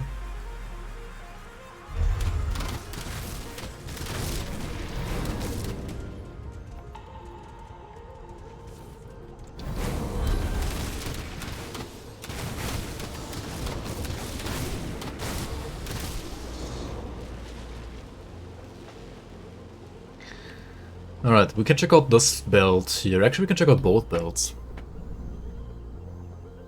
I got a Order of Meditation right now, which honestly isn't that good. It's like alright, but not great. Resistant of Renewal is not really good either though. You could farm these rings, technically. But they rolled acid apexes, like acid apexes, right? You can also shop blueprints here. Ugden juice and stuff like that is pretty nice to have.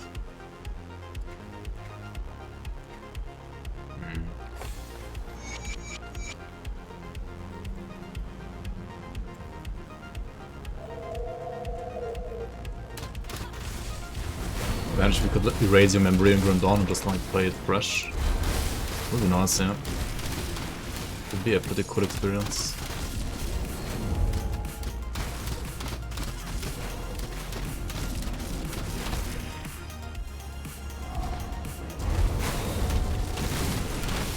By the way, I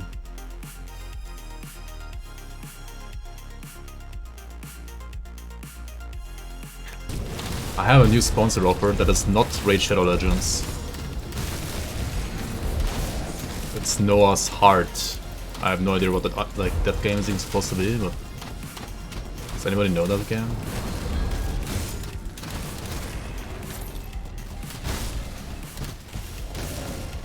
Not Raid, not worth it.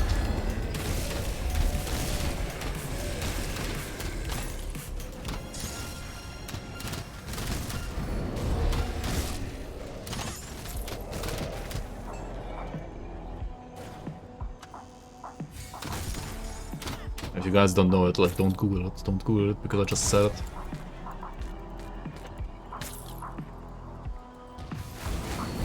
And NordVPN, fuck.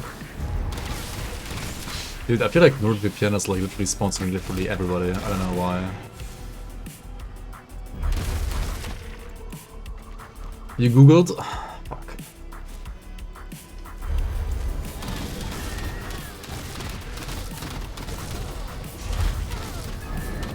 Fumble, fumble, fumble, fumble. This bad man.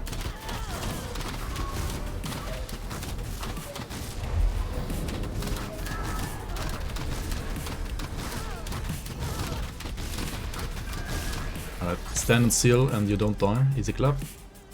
Cutthroat's prefix. This is what you want on like those rings that we were checking out earlier. Right, those vine rings. Cutthroat's vine ring would be very nice.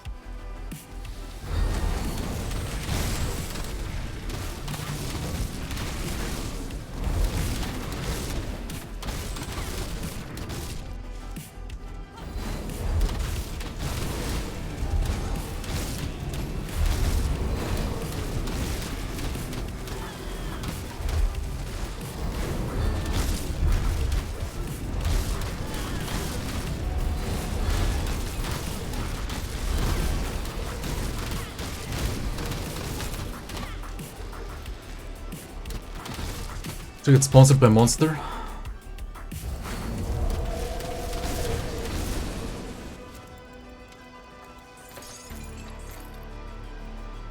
I mean, I don't know about that, to be honest. Ah, they didn't reset yet. But...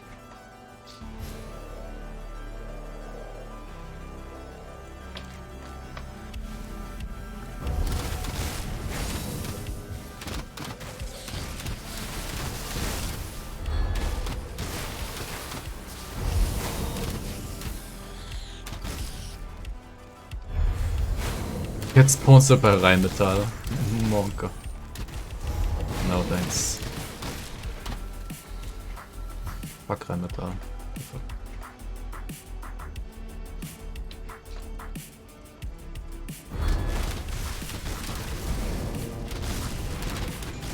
What's the most OP class in this game? On this patch.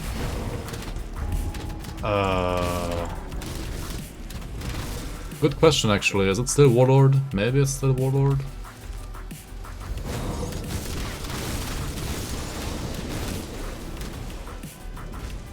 Spellbinder Kappa? Spellbinder is unironically like really good. Definitely like up there. Heretic Rituals is really nice as well. And Pet Conjurer always has been strong, didn't get touched at all. Spellbinder, Warlord Conjurer. Yeah, maybe like with Rituals as well on top. I mean, Ludwig Druid is very nice as well, of course, but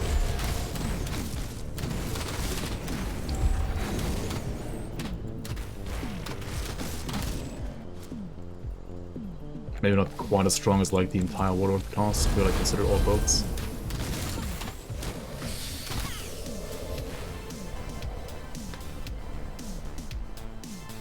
Best caster, best face tanker, best pet build? Kinda, I guess. In that order. What kind of warlord though? That's, I mean, it's, what's it called? Like, I mean, it depends what kind of content you want to do as well. You can do the Grey Knight Force Wave build by Crab Turtle, for example.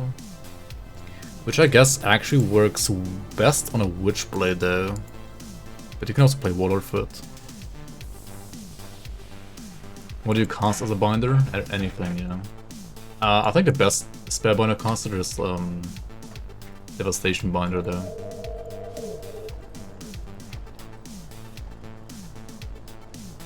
Yeah, Diviner should be the best one, I think. But Aether Ray is really good as well. Even Cadence Tempest works on binder. DK over Witchblade?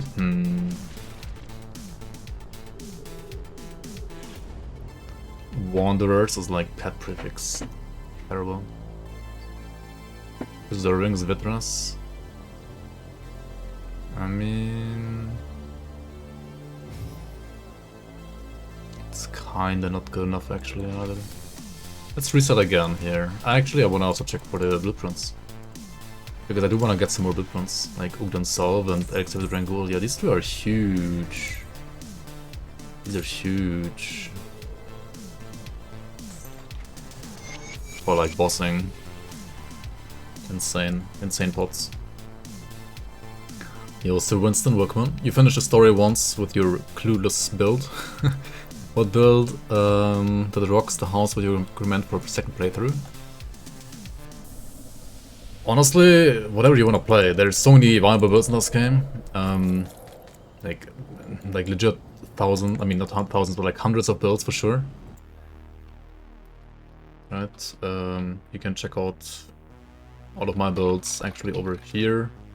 If you don't have, but the problem is, right, like many builds are rather gear dependent, so depending on like how much gear you have, you can check out the beginner guides as well, that I have like beginner builds. But you can basically like play as like your first or second character if you don't have any gear. Just like the one that I'm playing right now.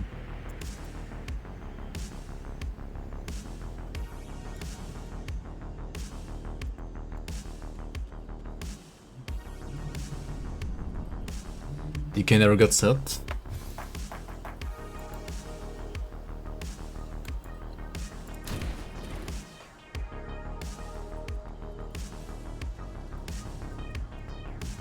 The decoy can't hit you? Wait, what do you mean decoy?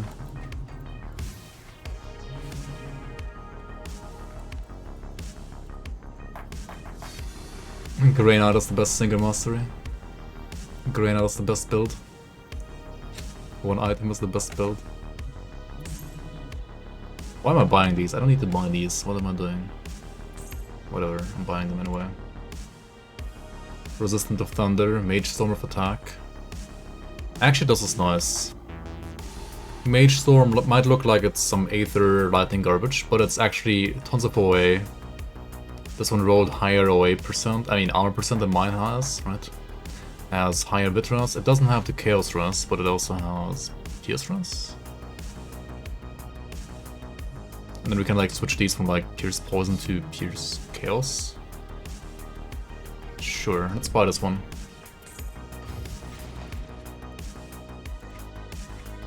I mean, I don't really need more away, but might as well, right? Might as well.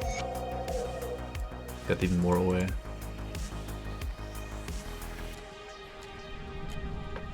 Yeah, against dummy, yeah, against dummy, Witchblade deals more damage, of course. That's true.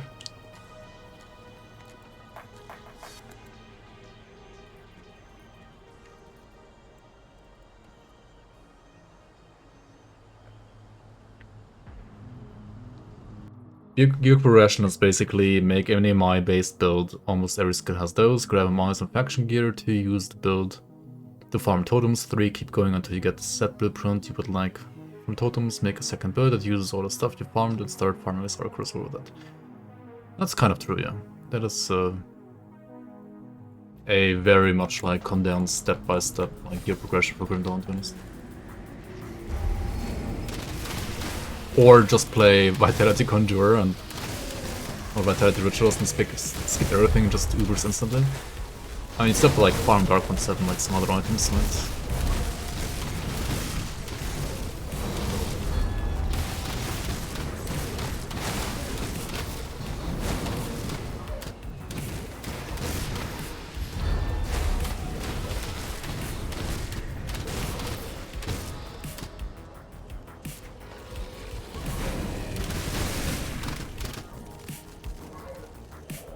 Grim Dawn also has... Yeah, Grim Dawn has also multiplayer.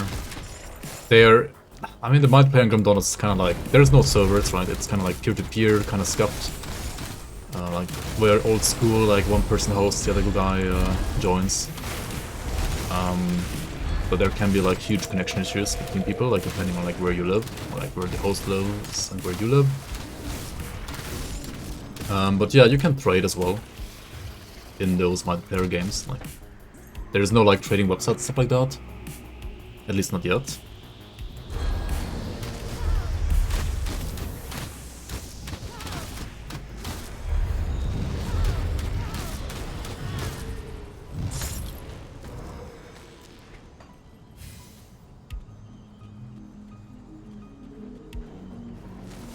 Yeah, Blitz pre-nerf was really nice and really quick as well for farming SR and stuff like that. But I think post-nerf it's actually like finally balanced. I mean, it's still very, very good, like don't get me wrong, it's still very, very good, but it's not like quite as ridiculous anymore. Like it's still very good, of course, if you have like triple greens and like insane items basically. Like if you farm for it as much as you would have farmed like any other like set endgame build, then sure, then it's still very nice, but out of the box, without any farming, it's not gonna be like as quick anymore.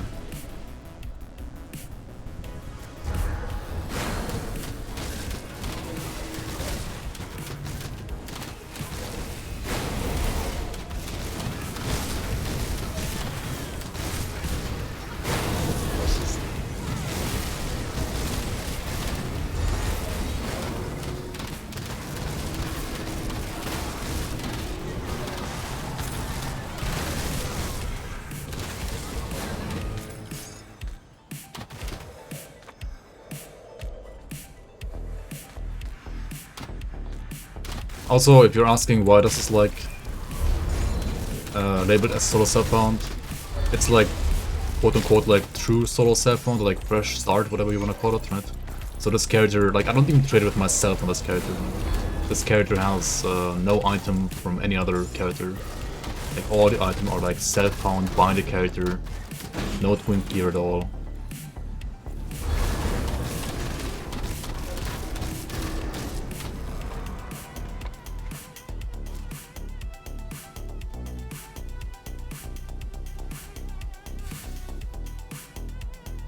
Organic farming build.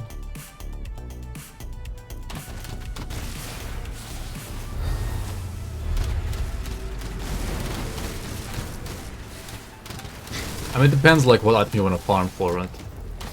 If you want to get like one specific legendary, it's honestly better to just like keep the session open until you get it. Right, like farm as much different content as you can, because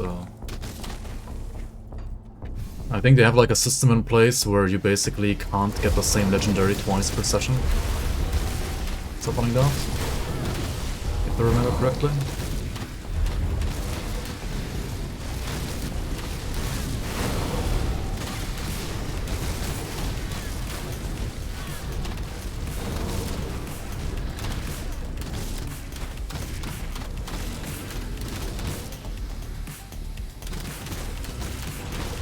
Does bear got set drop randomly? Yes.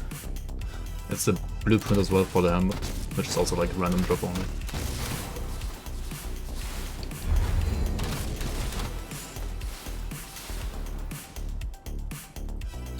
Alright. Here we go. Gargaball, right? Gabagool.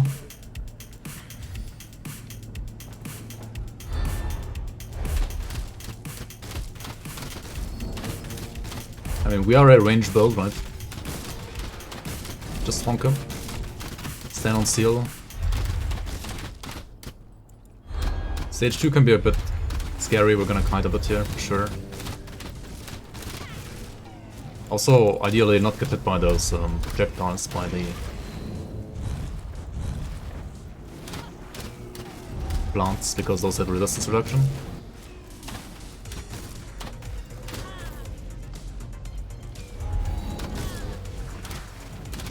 This is so fast, man, what the fuck.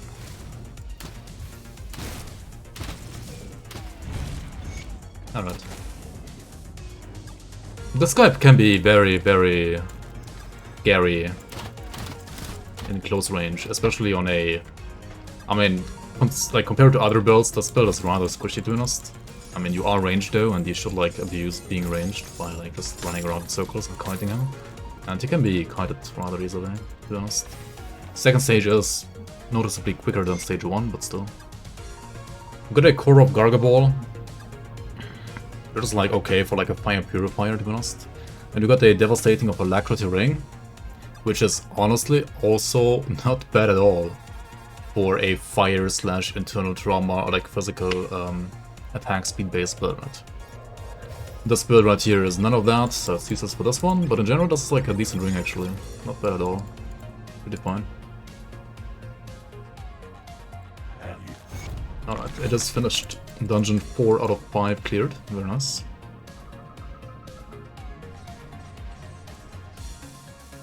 Is the big one worth it on mortars for fresh start? Actually, I don't know. Big one is always like maybe worth it, maybe not. I feel like the big one gets better the more you kite, because the big one has a slow. So like it makes it easier to hit enemies when you have to run around. But ideally you never want to run around on mortars, right?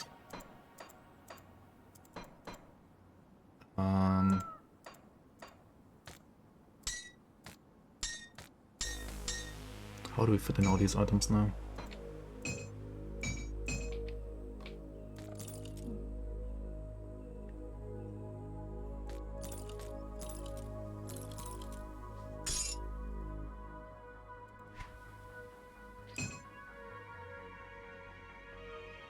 Are these any good? Wraithbound of Cloud. Of Cloud is total speed. Wraithbound prefix is pet stuff though, Dex. Feels bad, man. Come see what's left of my wares. I mean, pet apexes in general can obviously be good for pet builds, but this one just doesn't fit well together. Also, fuck pets, right? Alright, time for more away.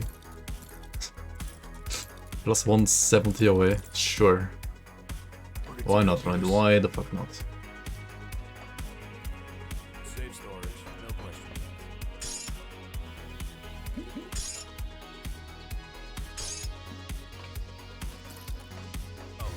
Okay, what I need now is Poison Chaos. Also, these guns should be revered, so you can get potent Solar's Veracity, which gives more damage.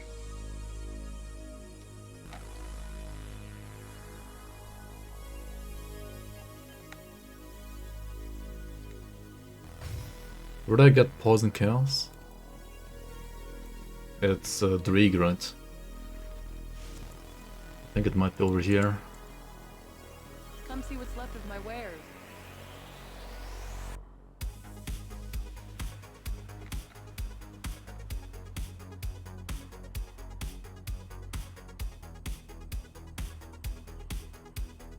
I could also just use Pierce Chaos, I think, until then. So I have like so much Chaos, I mean Poison as well, Poisonous. He just hit 100, nice, congrats, congrats. Like, what is this Chaos Rust? I mean, Pierce Rust. I have Poison Rust rather, 74%. It's like pretty high as well.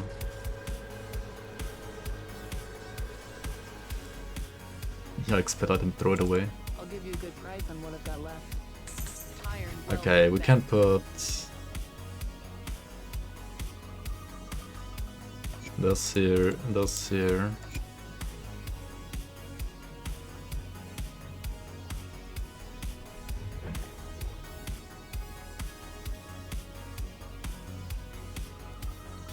Actually, wait, no, I just want the Chaos Aether, I think. Welcome to Endgame Cup. Oh yeah, Come see what's left of my wares. maybe. Iron well spent. Not quite, actually.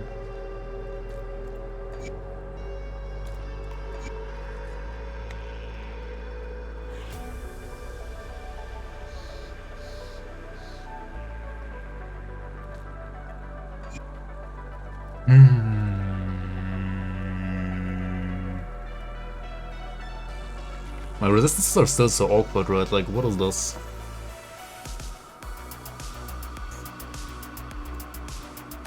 Can we craft something like a living armor? That would be so good, right?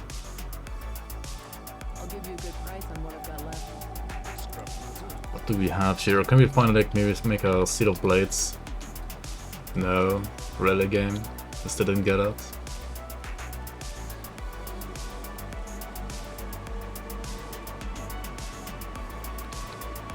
We got the leather, right? And the spell scorched, yeah. Did we get Tainted Heart? We also got Tainted Heart, okay. But Wardstone gives us Bleed Rust, which we also need. Oh, wait, we can get rid of the Soul Shard now, right? And get another Bloodied Crystal here. Let's make that. So we need, what is it? Resilient Platings, right? 1, 2, 3, 4, 6 watches. And Hollow Fangs for the Bloodied Crystal. Brazilian plating, yep.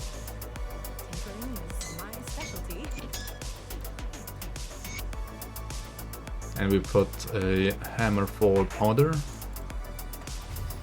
which is from Stick Up. Normal Ravager time, Monka. Should do more than enough, I think. See anything you like?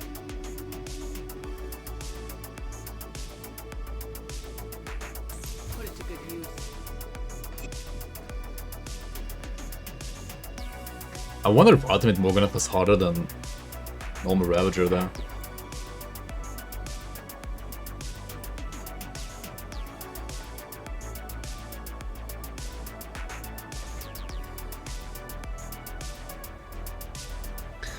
Dude, no Seed of Blaze is like so triggering actually, like it's unreal.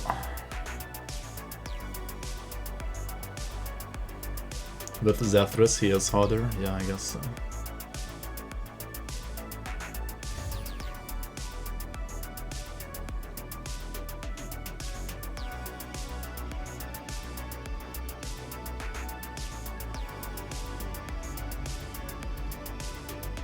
I mean I could put a second Black Tallow instead of the Wardstone now, right? I guess. Black Tallow also has 30 DA, which is not too bad. Actually not bad at all. My movement speed should be... I mean I'm an Inquisitor, right? So it should be like good. Even without this. Yeah. Okay, okay, what we do then is we farm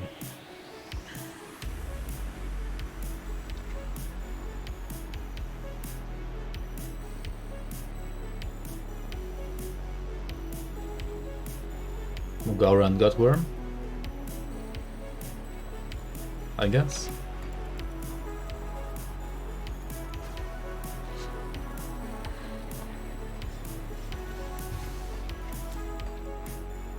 Also, yeah, Totem Farm for the blueprint for Seal of Blades, I guess.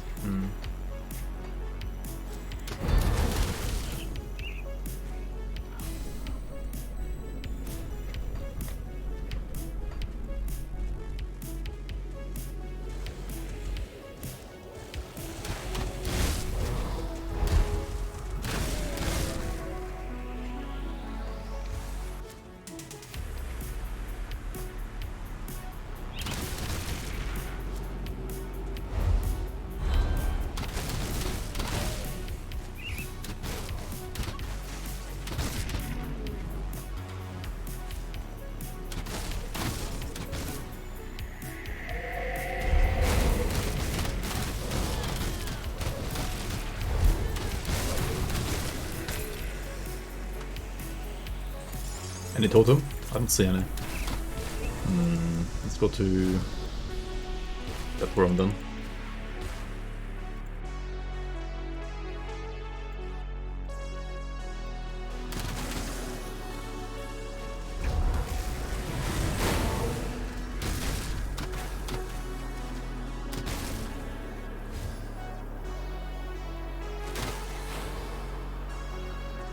Wait, where am I going?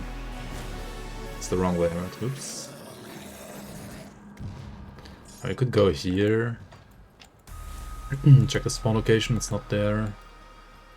Could check the other spawn location. Up here as well.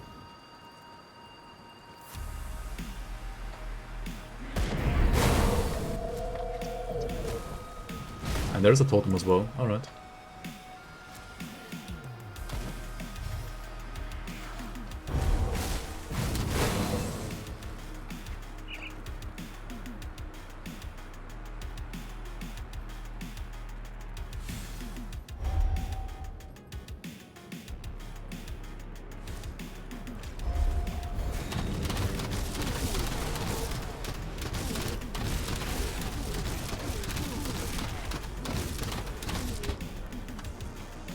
That's like the worst rolls you can get. Mystic of Void Fire, what the hell? Absolute garbage.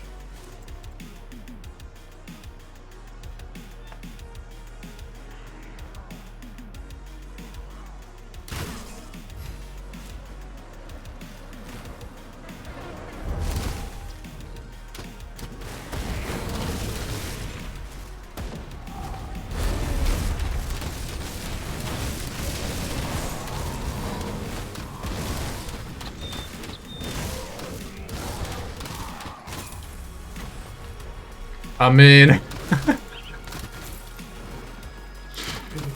just get it.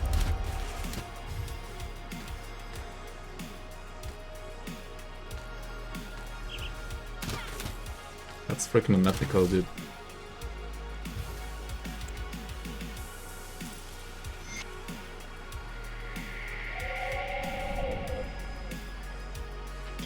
This is obviously a good set for a build like this. The Valdoon set. That's kind of like what you want to do with a build like this for endgame. The question is, do we want to actually do it, or do we want to keep on playing like this? I feel like I still want to kill Lokarr without it. At least get to Lokarr without it, and then maybe we can play Valdoon and like spec it. Like make a Valdoon set spec.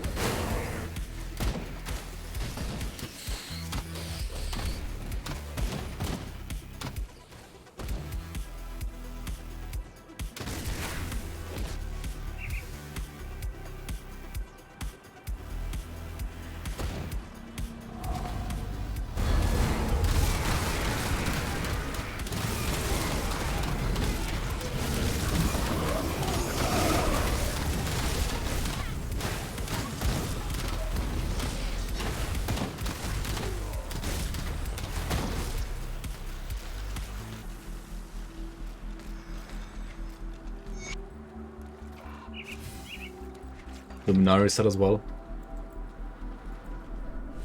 It's a blue set. It's actually not too bad though, it's okay. An okay set.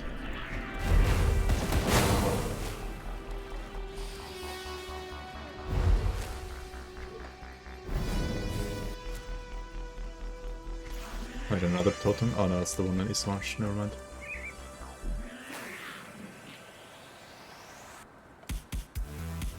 That's actually a good idea, Salvor. Yeah, I would definitely not touch this build, or like not use Valdoon set until we get to Lokarr.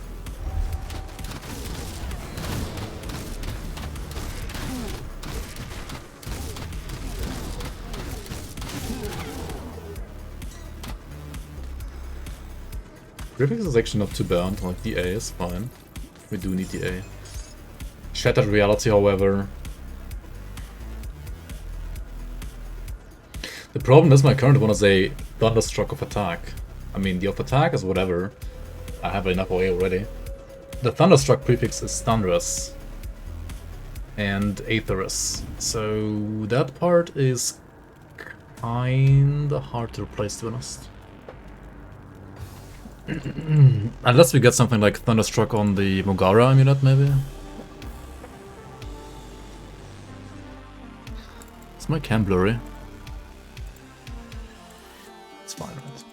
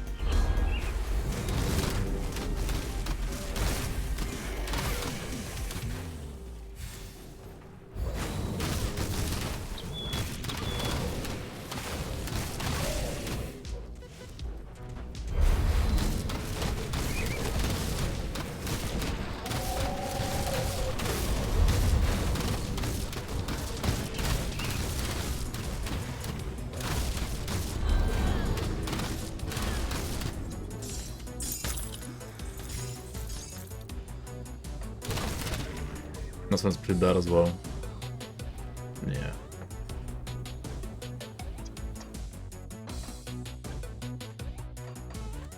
Honestly, why am I farming those? Like, the affixes that I have on my metal and amulet are really good.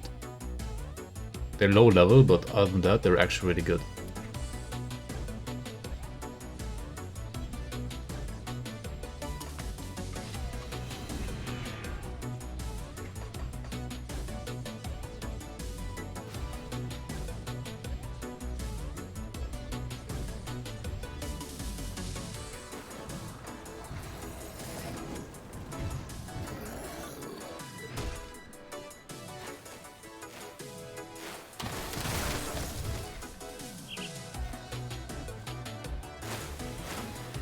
I do convert a lot in both spheres, it's true. From the off-squalls thing, right? Is that good enough, though? You have less % damage, you have less health. Like, this thing is vigorous with 7% HP, right? My current one. It's just such a high roll item, it's insane.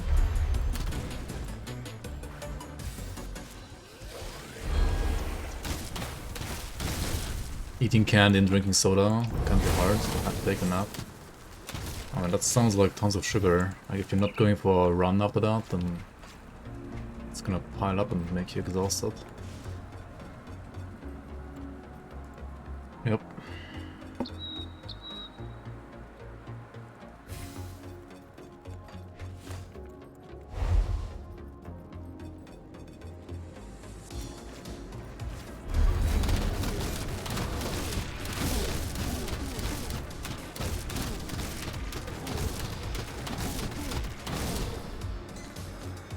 Imperious of Spines. And this is tons of damage.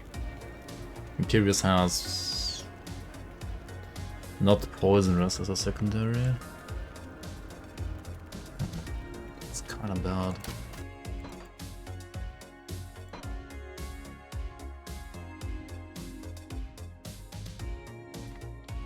Did I even do Mogara? I think I forgot.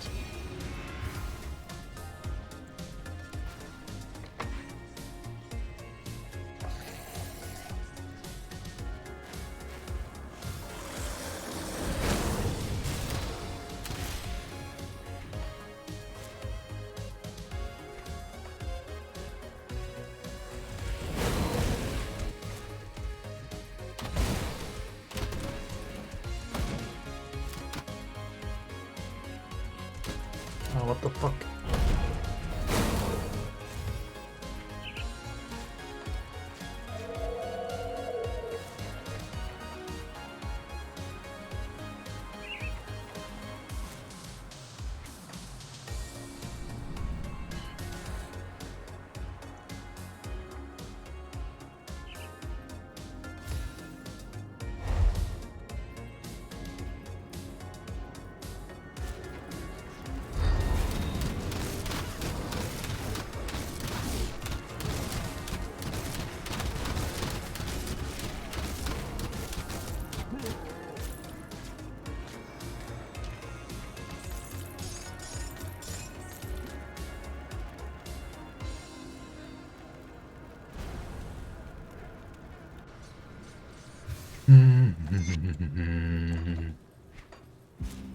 They didn't even drop anything.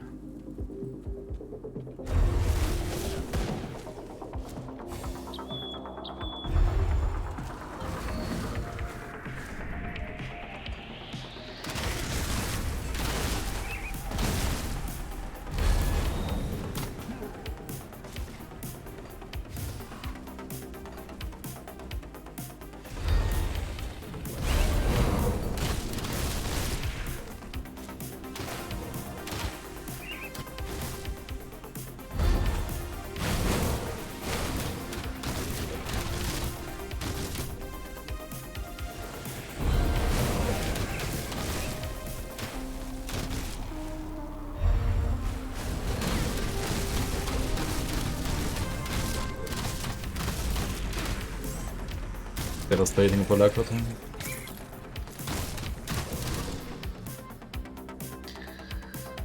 I mean, Devastating is a fire physical affix. It also adds Spirit and Chaos Thrust. Actually, adding Chaos Thrust is not that bad.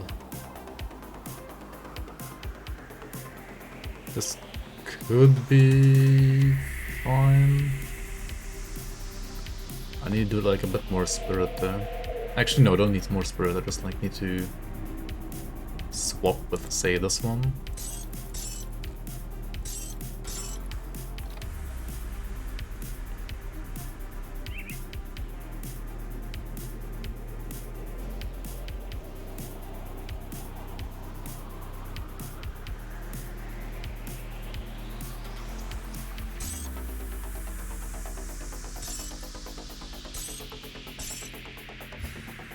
Minus 550 HP there. I don't know if I like that. I mean, I could reduce Spirit then though, right? Could reduce my overall Spirit points.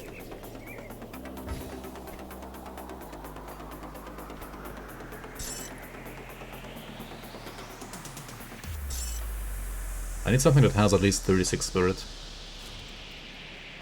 storage, no question.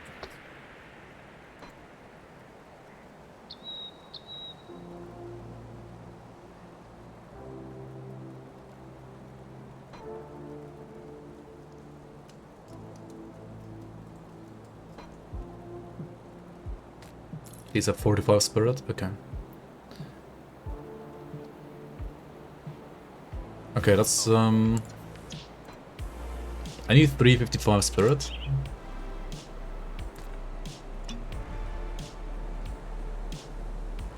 Wait, I already had 0 Spirit? Oh my god, I'm prepared.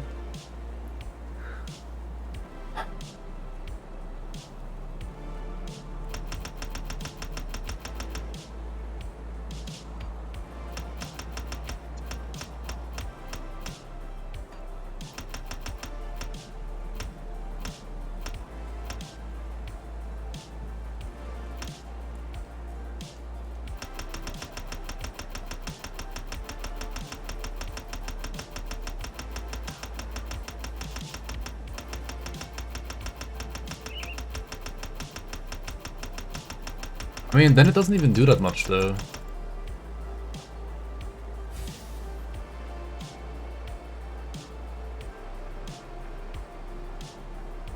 Not Cutthroats of Cloud, scrap it. Pretty much, pretty much.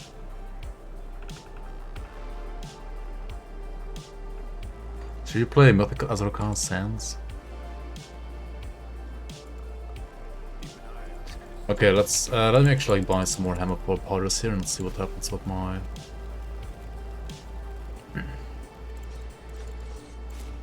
damage here. I'll give you a good price on what I've got left.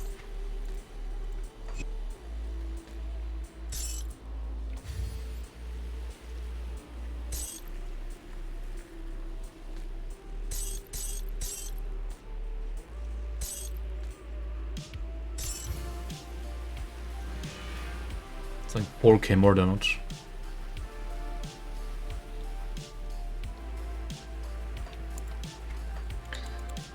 $4k more damage, 500 less HP. Let's take a look, shall we?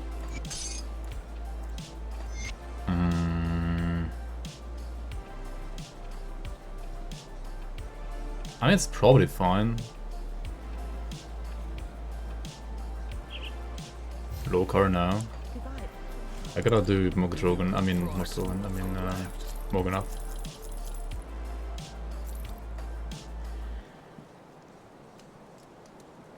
And I need more stun res against Lokarr, to be honest.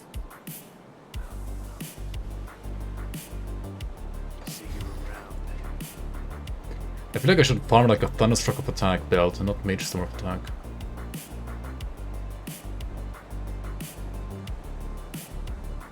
Safe storage, no questions.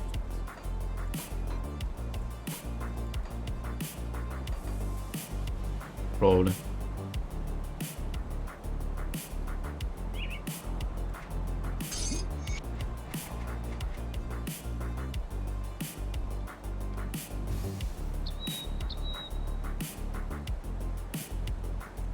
And the pad's important. I mean, the base is not really important, but the rolls are just insane. And I guess +3 Arcane Empowerment doesn't really like add that much. Yeah, we could just try Dreeg. If we get like Formidable Dreeg, it's like way better.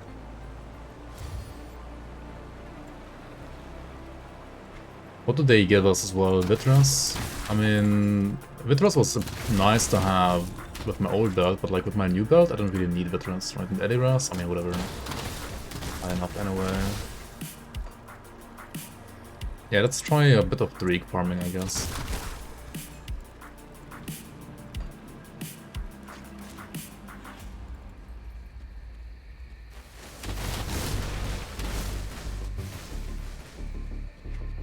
Like percent away and stun res is just really nice. I honestly just need something like Vigorous of the Wolf on the pounce. Like Vigorous of the Wolf would already like beat what I have, I think. Like would already beat my current pets.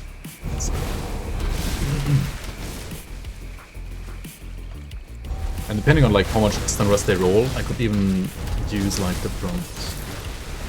totally different metal then as well.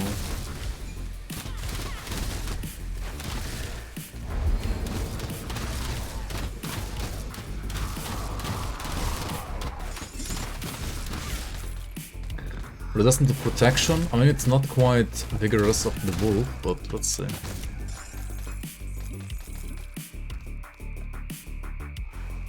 Now, resistance is just terrible. Menacing of the Wolf, you get like 200 cunning in your pounds. Yeah, I mean, Menacing the Wolf was really nice, for sure. Consecrate for slow rest, I already have like maxed out slow rest, at least with this helmet. 38 stun rest there, that's pretty nice. 38 is 15 more than this, so that will already be exactly maxed. Like this. Current pants give me physique there. I mean, Up the Wolf would be so nice. Up the Wolf is like physique and cunning as well.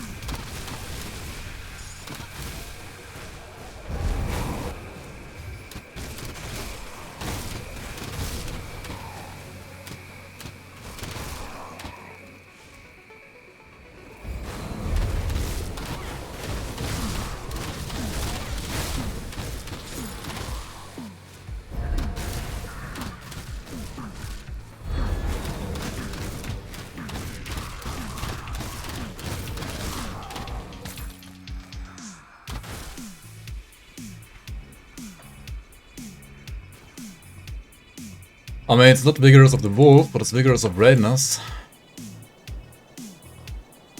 2% away. That's kind of bad.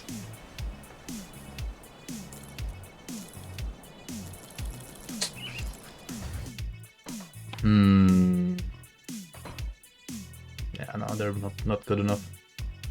We can be a bit more picky than that. For sure.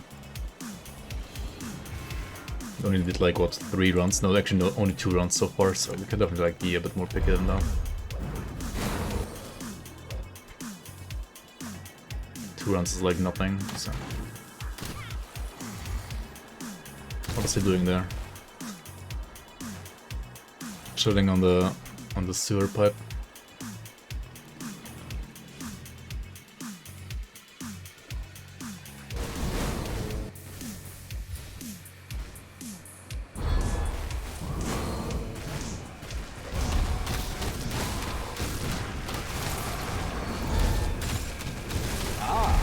We speak at last.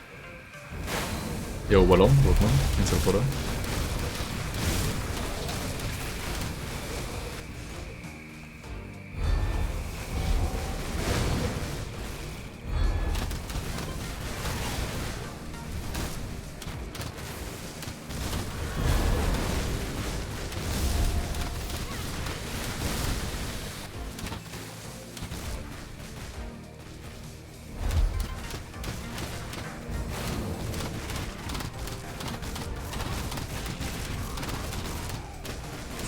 Nothing? Mystic of Thorns, yikes. Chilling on the Sewer Pump is a great song title. Yeah, definitely. New song title for like new ethereal dungeon. Fog. Yo, BT Boy Wall, welcome in, welcome in. Thanks for the reset. Thanks for the Prime. 6 months already, half a year. Holy moly! Thank you so much for the continued support. Welcome back, welcome back.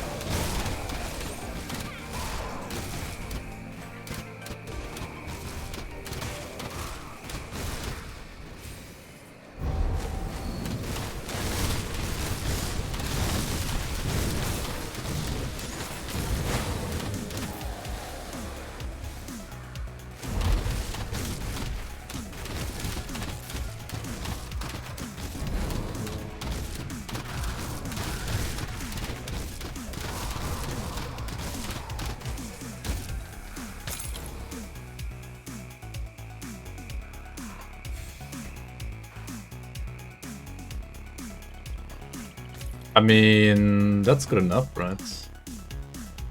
I don't actually like the aggressive prefix that much.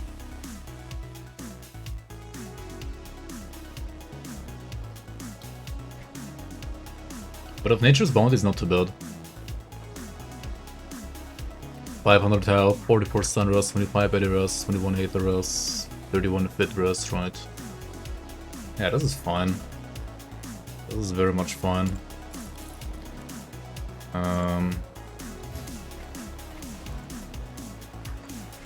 Let's put an ancient armor plating here and then see how much physique we need. We still need more physique, right? I got my pots. Whoops. I'm kinda like running out of pots.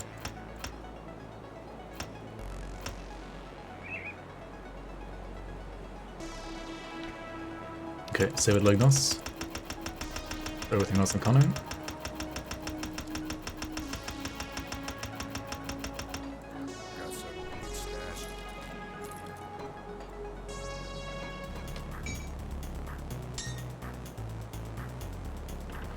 Demolitionists of Fury. Wait, doesn't Demolitionist prefix like... Shouldn't this give like all attribute points? Why is it not giving physique? Question mark?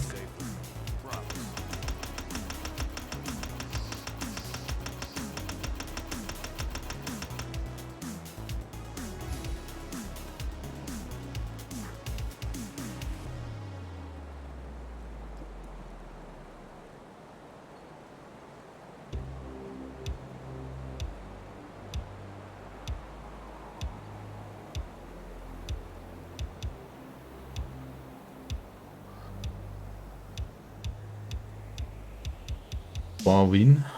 Drink wine? Wait, how do you say that? I'm really bad with French. Bois vin? Bois vin? I have no idea. Sorry. Okay, Black Tallow needs 3 Rift Stones, right? 1, 2, 3. Make a black tea. I mean black tallow rather. Right, we can actually farm dust some more now because I don't need the stun rest anymore from this thing. So that's Thunderstruck attack is kind... I mean, I wouldn't say useless, but like... worse than before for sure. Let's see... French sound, V. Or But is it or it's more like V? Right, Bois, wait, what? Bois, the. I just googled it.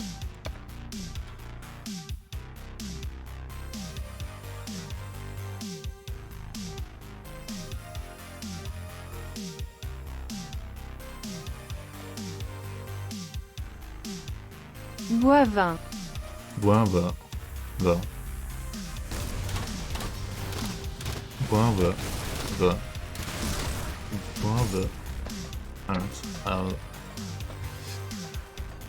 I'll probably be butchering that one for another 10 years from now, but Bois, the. Just the.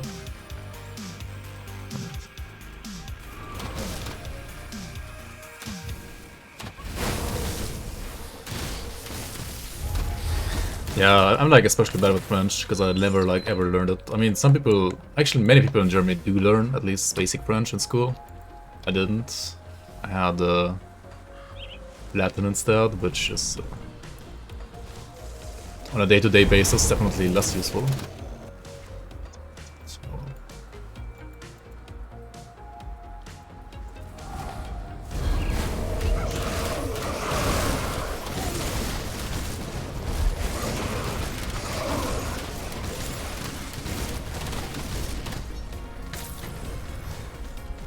Uruburg's Reaping, that's a really nice relic blueprint for necromancers at least, like for melee necromancers.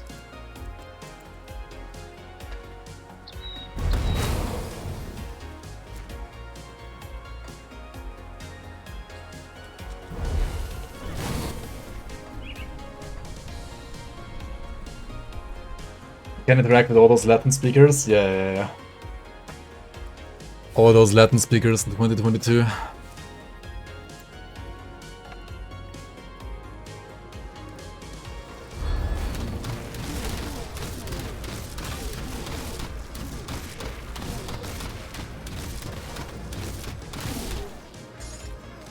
I mean, that's an upgrade.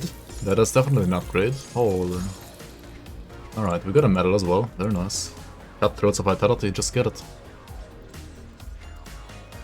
Cutthroats prefix is a rare prefix, giving you % pierce damage, flat pierce damage, % cunning, and I believe also pierce stress. And Vitality is just flat health, so that's very nice. That is like giga nice actually. Holy. Okay, use this one. Black Tallow on that, right? We need Chaos Rust still, probably. I mean, more than anything else at least.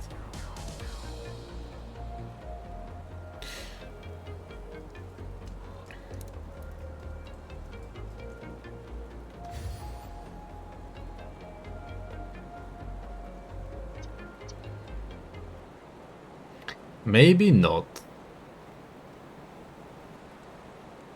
maybe actually not. Maybe I actually play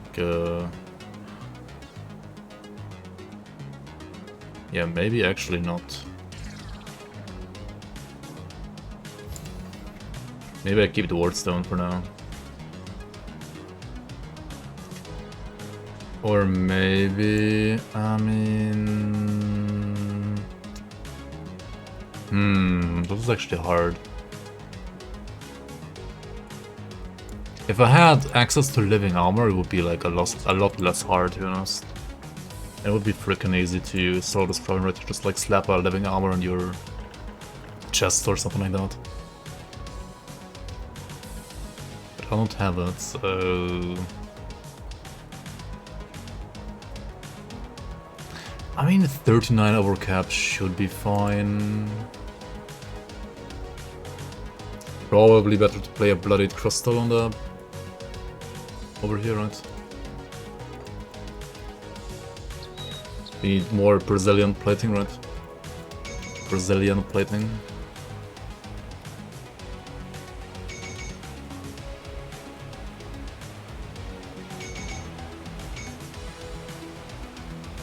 Wait, why did I only make 3? What am I doing? I can't count to 4 or what? I don't know. Yo, Ariwaka, welcome, welcome. I already made 4 of those, but not 4 of those, or whatever. Crystal.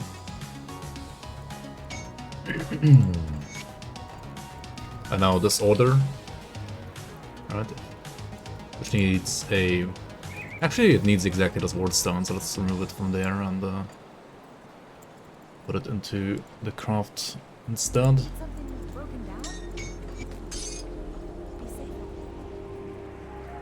Season 4 soon, yeah? Yes. We're still planning to release it this summer, however, like at the end of the summer, basically.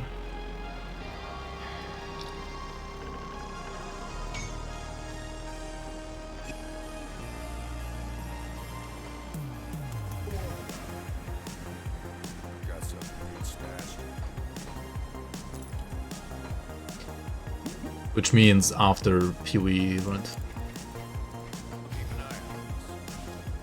After the next PoE season.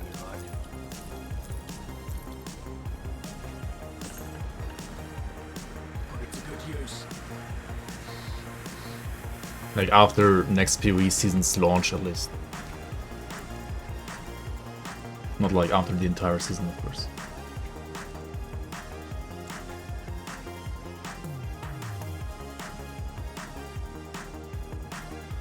Okay, now we got enough bleed dress as well here, so we can remove this, and this one also doesn't have anything on it yet, so we can use... Whenever you have basically like an open slot on armor, like you don't need the augment slot for like any resistances, you can just always slap on Solana's Blood Binding, which is very nice. Gives you like health and defensive ability on top. Everything else is like 8 or Chaos right now, right? Yeah, that's fine, I guess. Sure.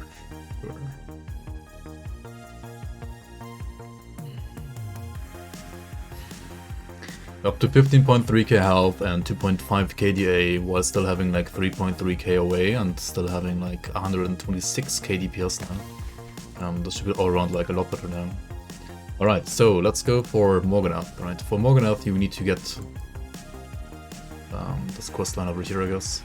And you don't have to have it, I guess, but you should get it, because if you talk to this guy, you get a skeleton key. Yeah. Come see what's left of my wares. Now we already got like the 3 seeds of Morganath, right? I did these 3 last time, like 2 from Corvin Sands around here, and then the 3rd one from the Howling Chasm. Now we gotta get to the Los Oasis from the Corvin City Rift. I do have the flat tiers. I have Solar's Veracity, I have Hammer for Powder, Hammer for Powder, Hammer for Powder. And I guess I just need to upgrade my GRIMTOOLS link.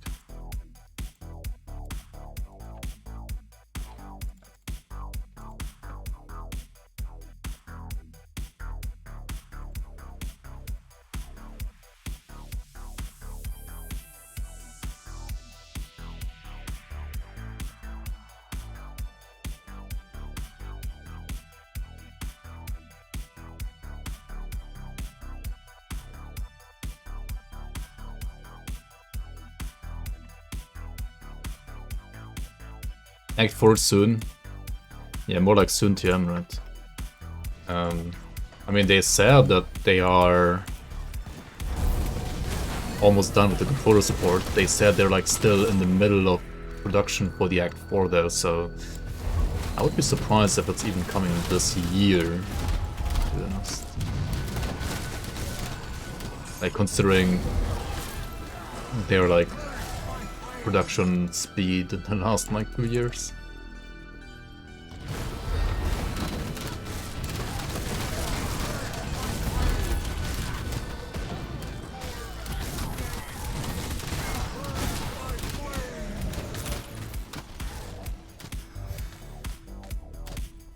Hopefully the game will become better. It has amazing graphics. I mean, yeah, graphics are amazing, but everything else is just not so amazing, to be honest. But we'll see, we'll see. Maybe it's actually gonna be good. Where's this totem though? I kinda wanna go there and clear the totem.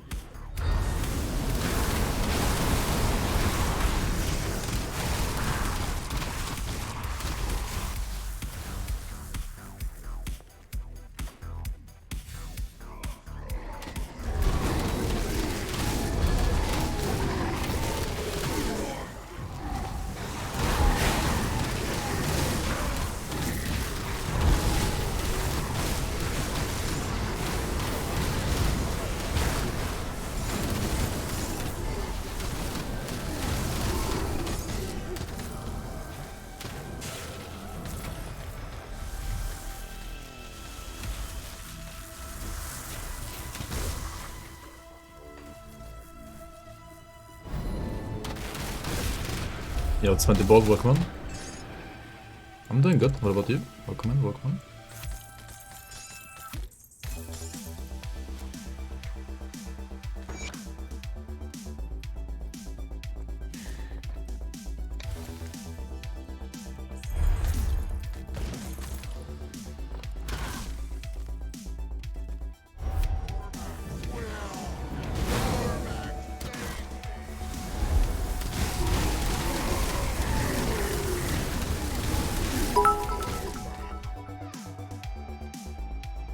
Yo, Knocking, welcome on, welcome on. Thanks for the 83 bits. How you doing, man? Welcome, welcome.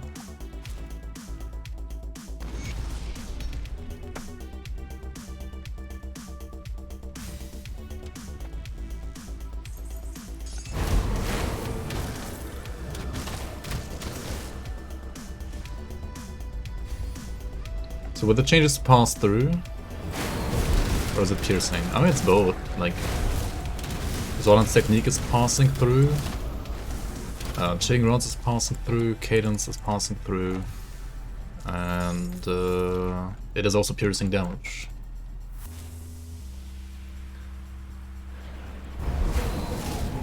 Does this make Fire Strike better? Oh yeah, I mean, you're not talking about this, but for Fire Strike it's, in general, like, even better, yeah. Like, Fire Strike didn't have any pass-through at all so far. Unless you like to play certain specific guns.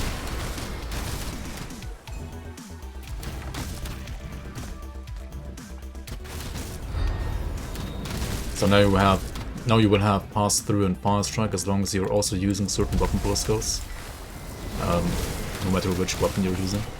So especially while leveling, it's gonna feel like a lot better. For endgame, it's, depending on your setup, about the same in strength, I would say. But it was really like a lot stronger endgame than like for leveling, I think.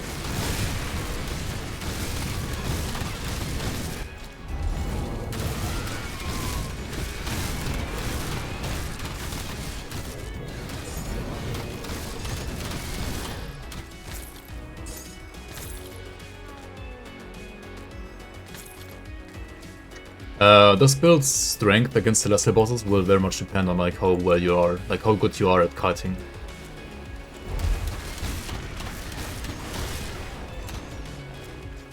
Because it's not a tanky build really. It's like decently tanky now, honestly.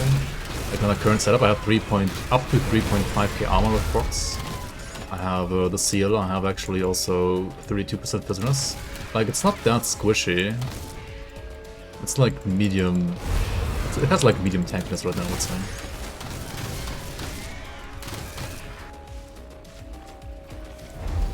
But is it tanky enough to say Pacing Ravager? Definitely not.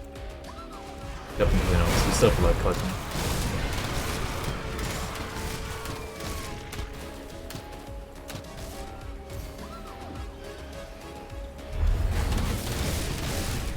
But we are gonna do a Celestial boss right after Novenath here.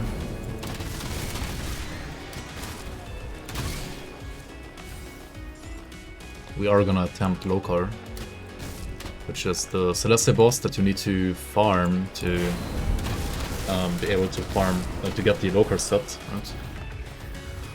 The Lokarr set is basically the best leveling set in the game that you can use all the way from level 1 to... I usually like use it all the way from level 1 to 94 on all my like speed leveling videos.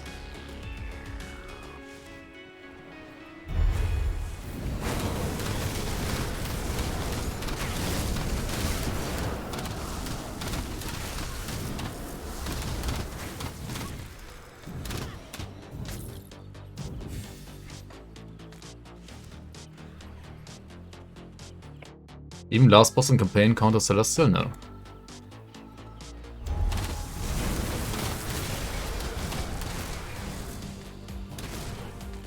You mean Theoden or Korvaak? No, those... I mean, okay, technically, like, okay, lore-wise, they are Celestials, you could say. At least... I mean, Theoden is lore-wise, I don't know what he is really. He's more like a... some kind of ethereal overlord, overmind kind of thing. Some kind of ethereal commander. Korvaak, on the other hand, is kind of like a god, you could say. Holy shit, my Petrify is garbage. 47, yeah, it's not good. Petrify Reps is really a problem in this dungeon.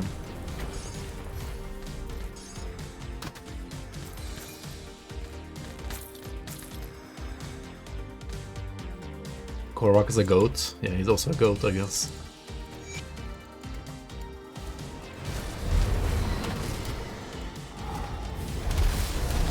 Well, like, difficulty-wise, they don't count as Celestial bosses.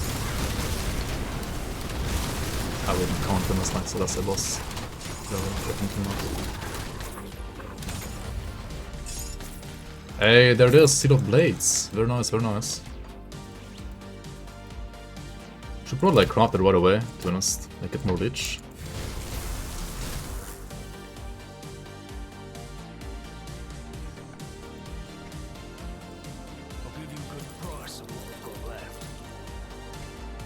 Korvaak counts as Celestial, game mechanic wise, and GRIMTOOLS. Yeah, I don't know, like difficulty wise, he's definitely not a Celestial.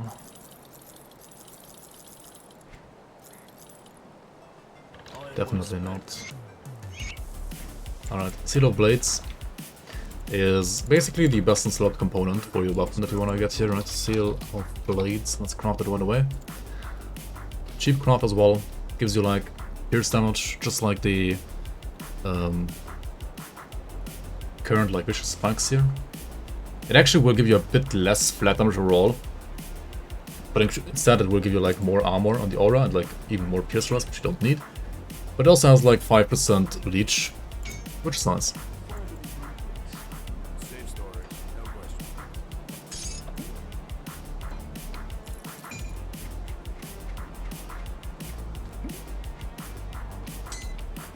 Keep an eye on this. We need to get another Solar's Veracity though, right? Did I just put it in my... Oh my god, I put it in stash, right? What am I doing?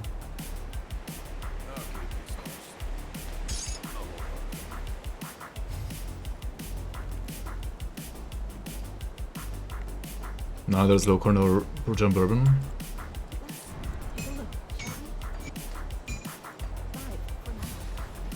I mean, Lokarr is definitely harder than Korvaak, isn't he?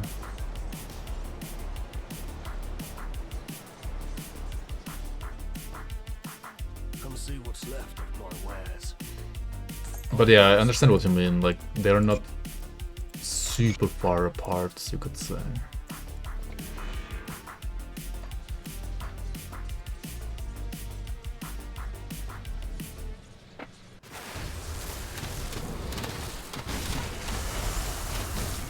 I mean, Mad Queen has like one mechanic, and if you play around that mechanic, she's super easy.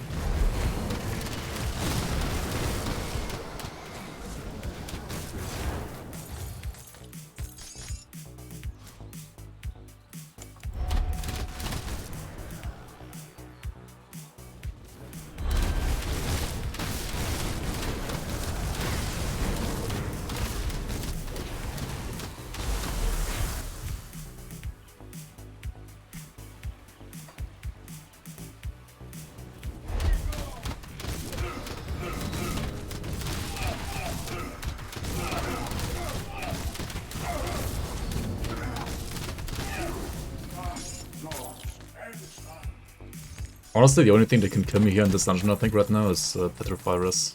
Like, Petrification.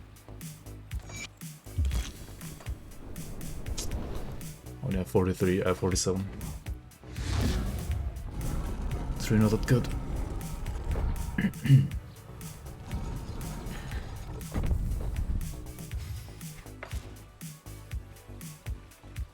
He's a Celeste, but not a super boss. I mean, the thing is, like, super boss is not really like a category in Grim Dawn, right?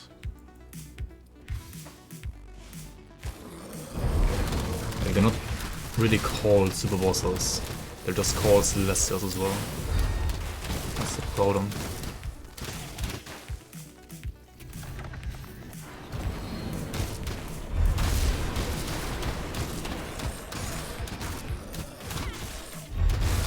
Yeah, the Kraken and the Borg is just like super random. I don't know. It's just there.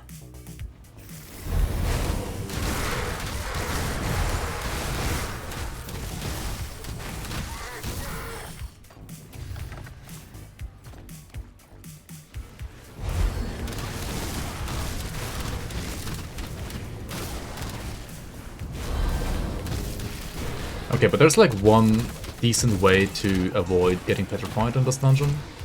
Basically just like try to dodge all the like purplish balls that are, well, not even arcane balls, but like petrification balls.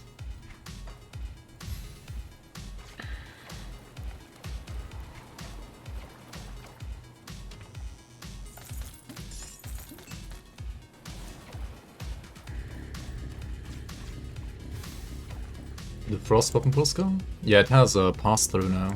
Like, it pierces through all enemies now. Also, it double charges Cadence. Like, if you use it, then you only need one shot of this and you can insta-Cadence.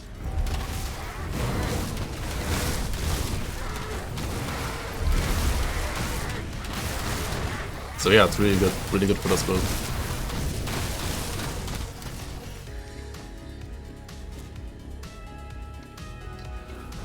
Yeah, like if you're playing 200 range at least, I don't know how it's like for a dual build. But what I noticed on this build is that the chilling rounds as well as Zolhan's technique both count as 2 attacks when it comes to charging Cadence. This one has a flipping animation for that. Right? It like steps up, like double taps. This is Markovian's. This is Zolhan's technique. It's only one projectile. For some reason though, this double charges Cadence. I have no idea why. But against dummies at least, it works and it double charges Cadence. Really weird, but I'll take it.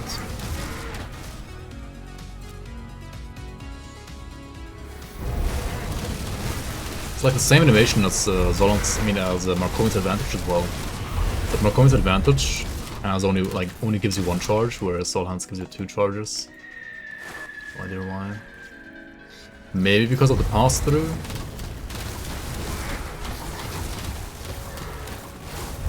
Might be because of pass-through. I should probably like retest Zolhan's and the chilling rounds against like a single target and see if it also like double charges there. Because if it doesn't, then it double charges because of pass-through and not because of the animation. Anyway, Court of the Magi is like a, well, sort of like side event here. The 2 Magi's, right?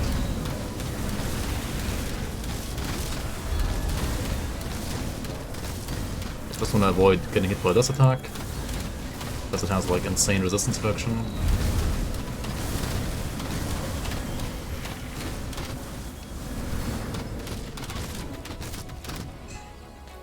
And these guys have rings that they can drop, and you can just get both rings in one run. At least the blue ones. The blue ones are kind of trash though. You want the purple ones. So.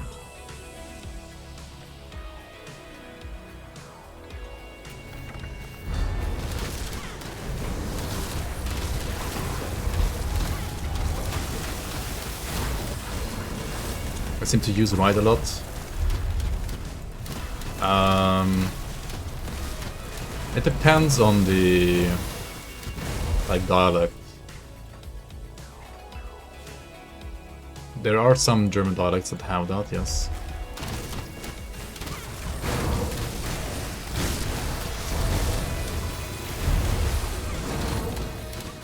Honestly, in German I don't use it that much.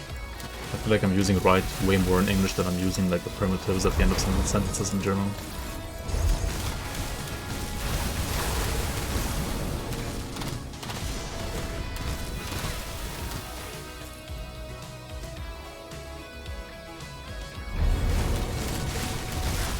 There's some dialects that use something like oder nicht at the end, which basically means not or not, like literally translated.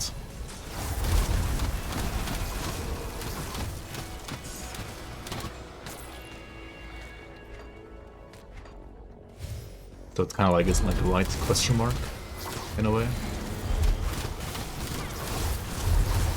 It's mostly used when you're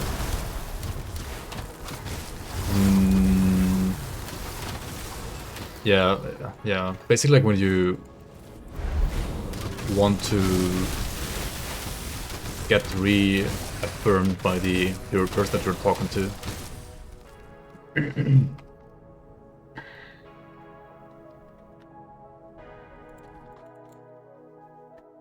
Yeah, maybe like kind of like no in the end as well, yeah. Or A. Yeah, kind of similar, I guess. Yeah. Yo, Petruvius Prime, welcome on. How do you expect me to take your hip hop serious, like Slick Rick or DMX, when you constantly look like you're ready to do slick tricks on your BMX? Nice.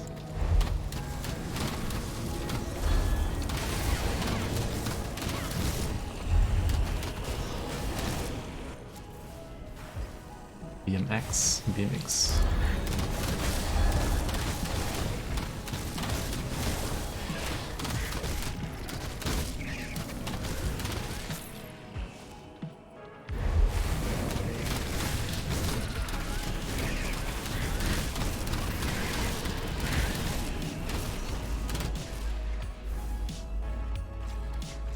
Every time you hear BMX, you hear the Angel Summoner and the BMX Bandit theme song.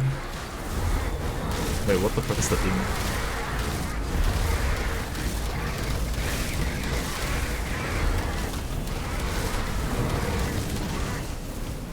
Maybe don't stand with blue goo, right? Or the purple goo, rather.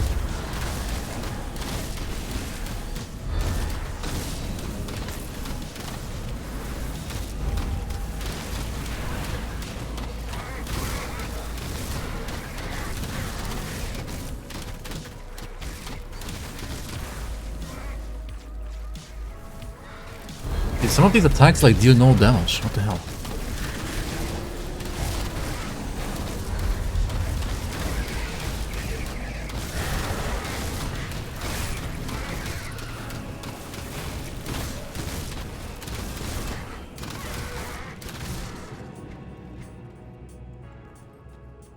$490k max crit. Now watchers, you really don't wanna like just don't FaceTime them, right? Because they're gonna like clap you, and then you're gonna get stunned, and then you're gonna get, I don't know, like... just gonna cry. Oh yeah, I mean I don't deal damage because these freaking like... Debuffs have like 60% damage reduction.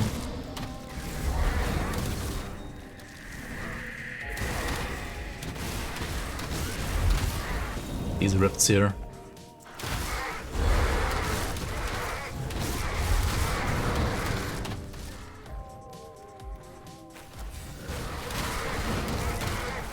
What are these Celestial Halberds again? They're like good for neck, for death knights, right? Like the... Ah fuck, I pressed classy, what am I doing? Nice classy. They're good for physical blade arc, right? Blade arc death knight. What if I wanna get clapped? I mean... feel free to hug them then.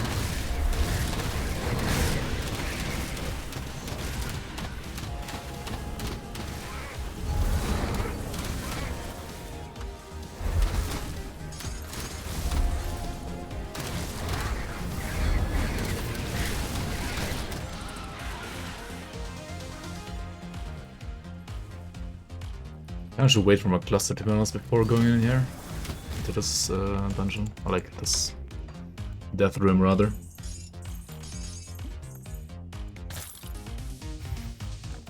Nah, it'll be fine, right? It'll be fine.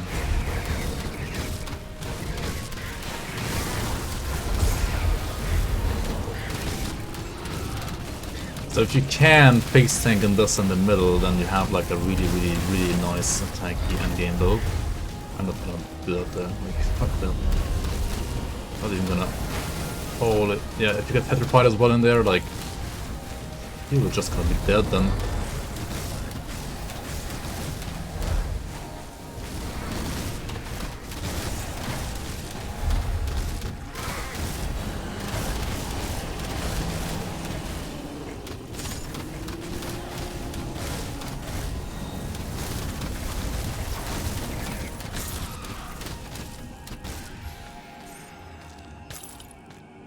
Alright, another wave. Oops. Like, imagine getting petrified into clapped, into like tentacled. No thank you.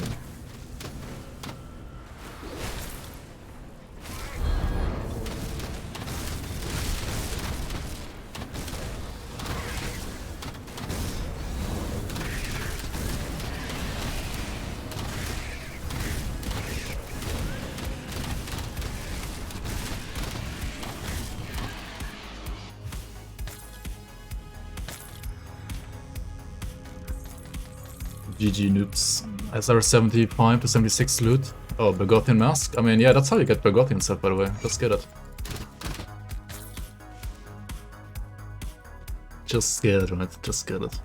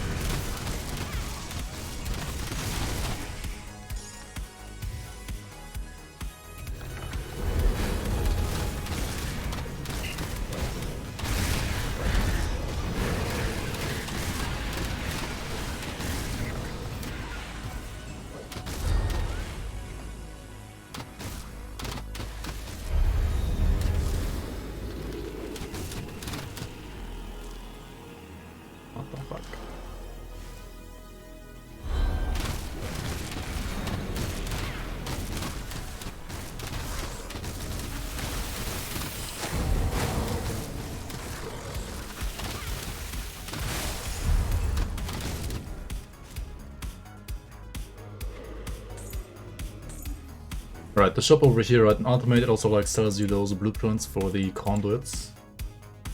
Those conduit blueprints, like conduit amulets. Pretty nice.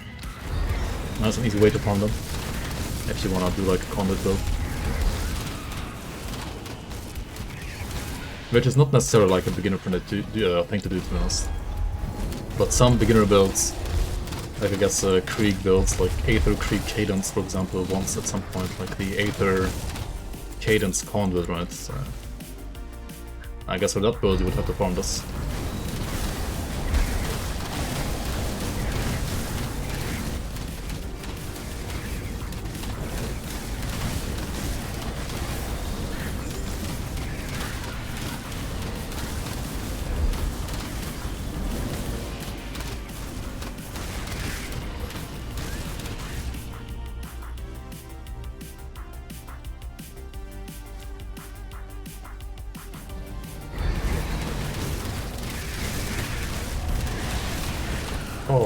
chill out.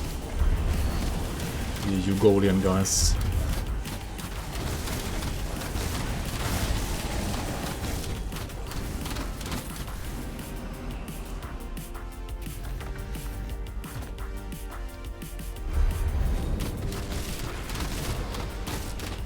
Just gonna kill this guy because we don't want him to like run into the bot room as well.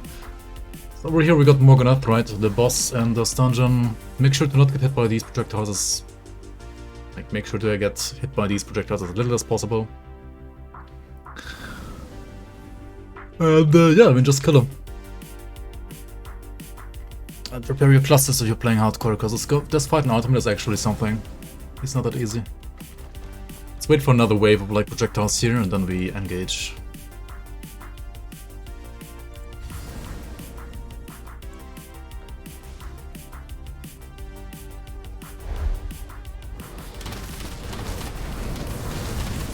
He also can spawn ghosts, and if he spawns, well, Zethris as a ghost, then you might want to kill Zethris first, because Zethris is gonna be pretty freaking annoying.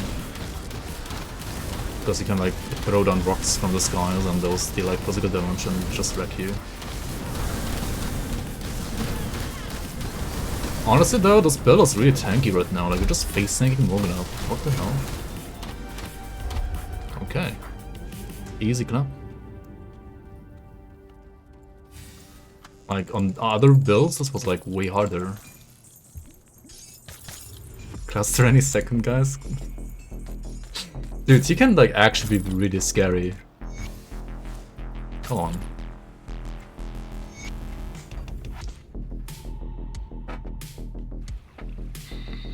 It's not only the seal, guys. It's not only the seal. It's the seal plus 3k armor with procs, 32 Physiras, and more importantly than everything else, honestly, the Horn of Gander, because Horn of Gander has 21% damage reduction. However, damage reduction does also apply to debuffs, right? Morganath has, for example, also damage reduction. But the thing is, if you reduce his damage first, then his damage reduction projectiles are, for example, gonna not reduce by 60%, but by 20% less, so by 48%, which makes you deal more damage. Which is why, that's another reason why the Horn is so OP. I'll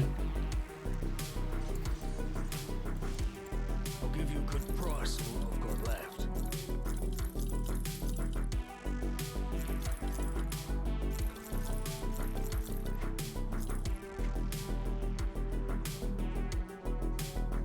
Welcome out, Crusader, how you doing? What do we get here? Aggressive of Fortitude, is this any good? Could be maybe okay to keep. Another Sharpshooter's Coat. Has more pierce damage, less health, more away. Iron well spent. Got something you need stashed. Might be maybe worth swapping to this one, not sure there. Safely. Promise.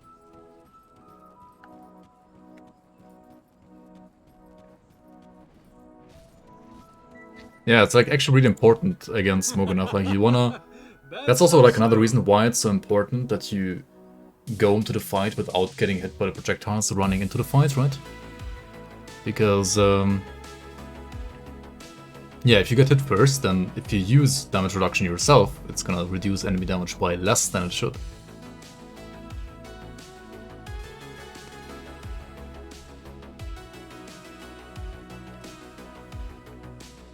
I really want to play more RPGs now after I finish the fun I could get from the Hour of Immortal and play GRIMTOOLS before, but the first story boss being obscenely OP, even if I myself was OP as fuck for regular mobs and elites made me drop it before. Are you reading Reddit again? What? People can't kill Krieg or what? Or is he talking about like the Burial Hill monster?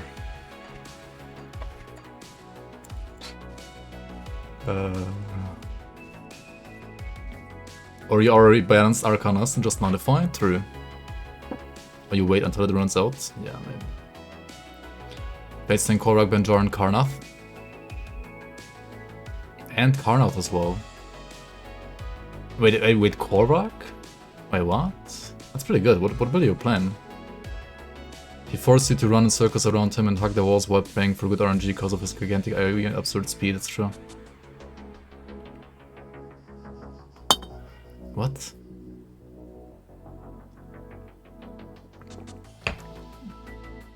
What are these guys playing? I mean, okay, Warden Creek is unironically, I think, a good boss that is a decent challenge in Act 1. Like, it's a well-made boss, right?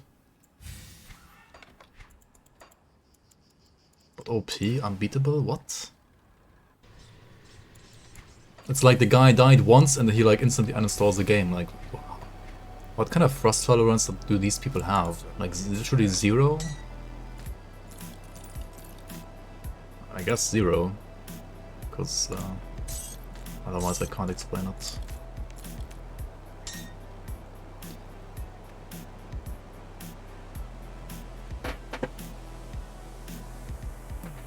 Well, you thought you were immortals, okay. I guess he's already like a lost cause then, I don't know.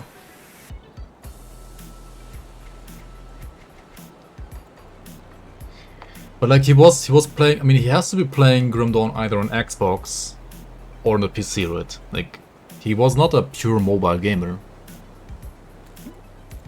Anyway, let's get some jellies here for Lokarr.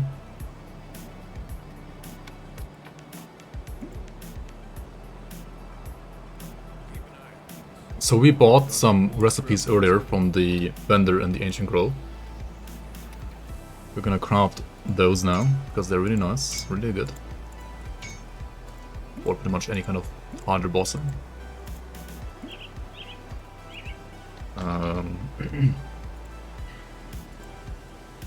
Also don't have this one yet. This is only energy, right? We don't need that. Yeah, that's fine. Okay, what do you need to do for the Lokarr questline? First of all, you need to have a Rotten Heart or whatever it's called again. For which you need a black tallow, which I was crafting earlier, which I actually don't need anymore, but also let's get 3 Horcrux ointments, I'll explain later why. Go to Gloomwald Crossing with that black tallow.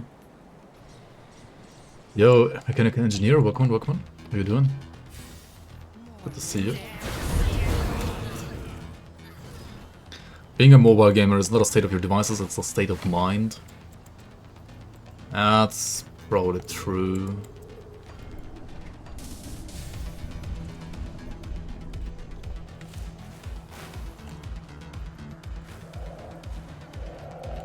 Alright, so over here you have this guy, right? Arcturus, the Cursed Smith. And here you can craft a Heart of Darkness. Alright, step 1. With this Heart of Darkness you need to go into Chaos Rift between Barrowholm and Act 6, right? Between Barrowholm and the Lone Watch, I think it's called. Yeah, Lone Watch.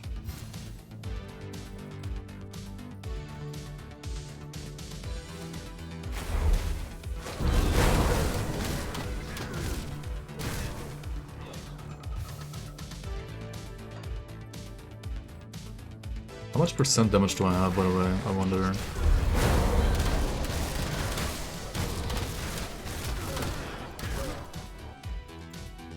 $1900, and then how much from Cunning?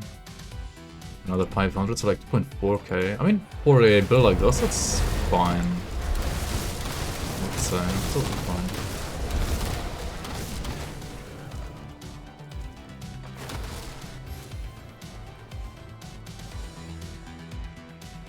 Wait, is he talking about Salazar maybe? Did he fight Salazar?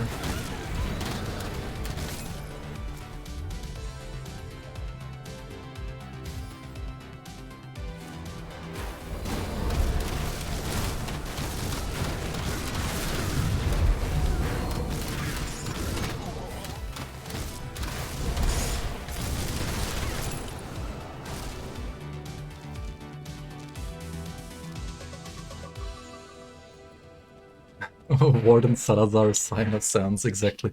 Let me put on the rights real quick.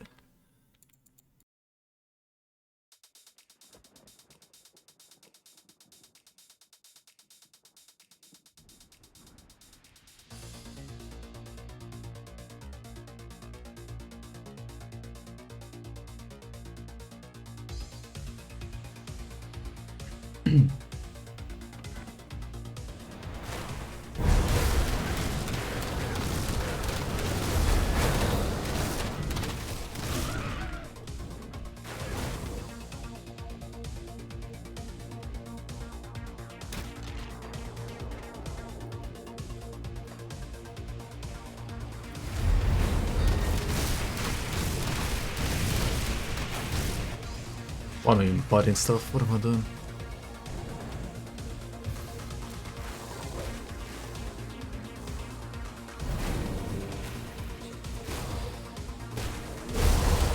Alright, we can stop to fight elites, that's fine.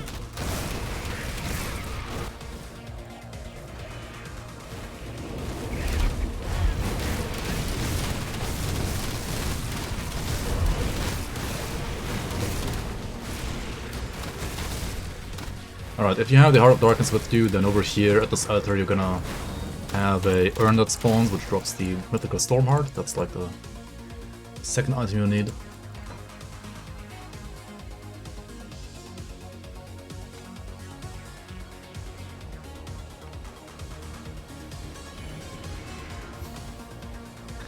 And then you need to actually hug this ethereal over here. Right. So get Sadida's Memento. And then with those items, just port to the Mammoth Outskirts. Best car? Yep. We're gonna go for best car. The best car is Lokarr. The lowest car.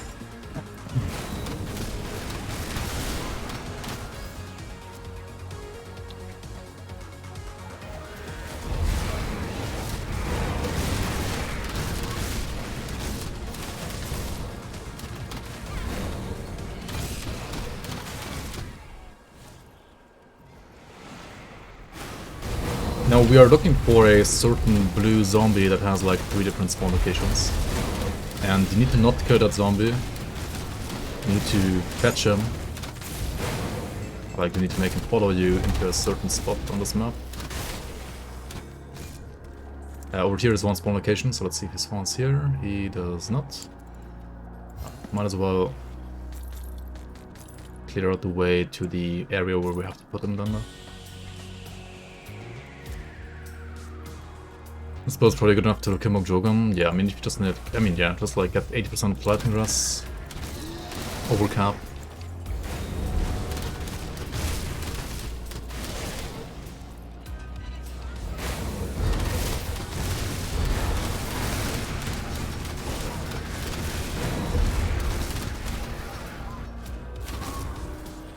Okay, you need to bring the zombie over here to the spot.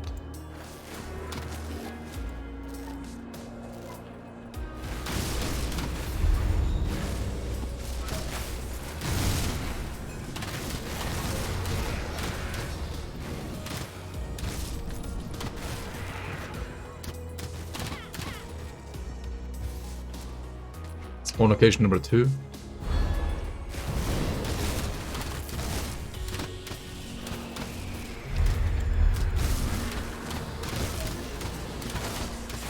Is up the stairs here.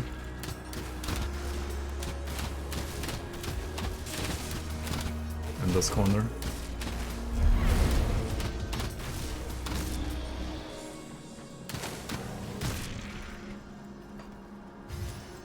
I guess I'll just like show all 3 then.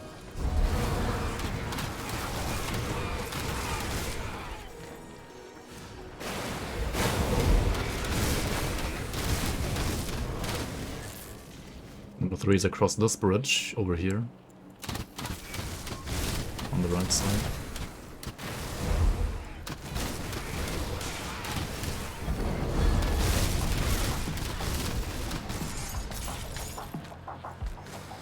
There he is. But let's make sure to not kill him, right? Don't kill him. Just make sure he follows you.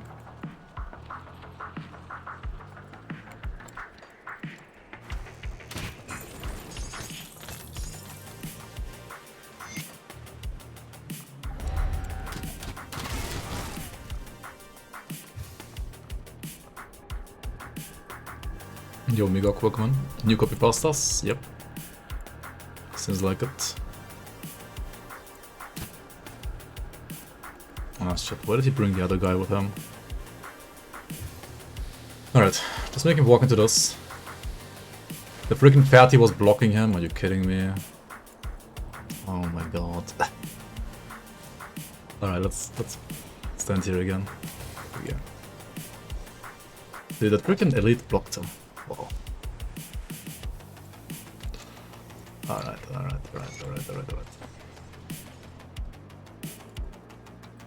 Always third spot.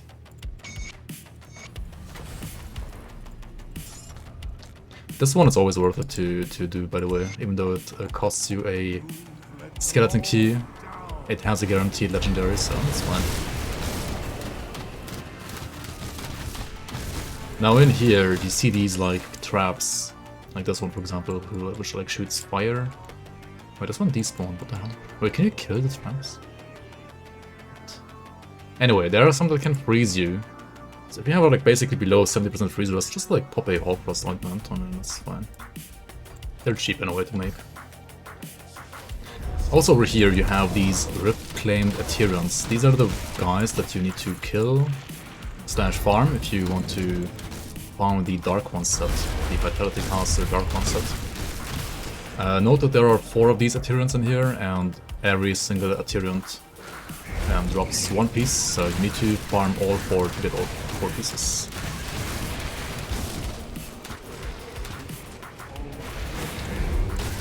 Over here's number 2.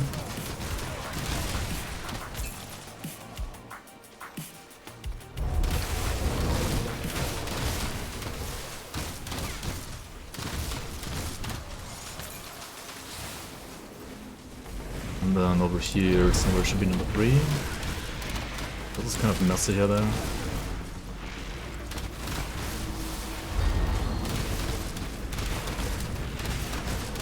I really hate these oppressors, like holy fuck. It's so ridiculous.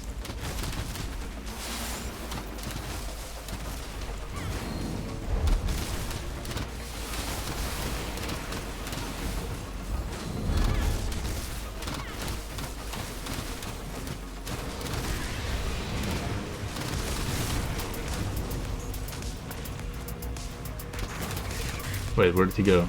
Oh yeah, he's in here. Turn number 3.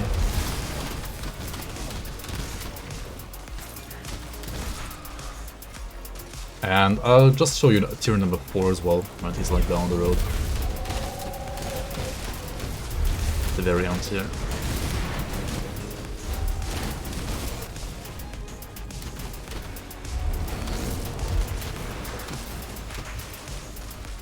Oh my fucking god, dude.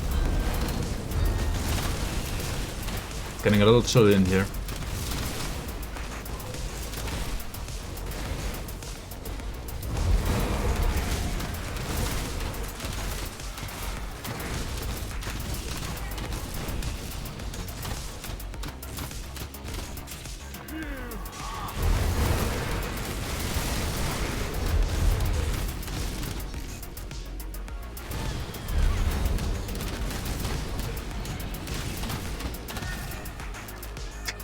Streamer talking about the freeze rest potion being cheap, meanwhile I'm here struggling to even find scraps or searing embers. Streamers don't realize their RNG is better than us plebs. What the fuck? Yo, Envy, welcome on.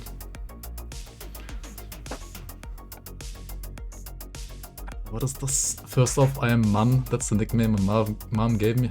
I just want to let you know I just got a better situation in life.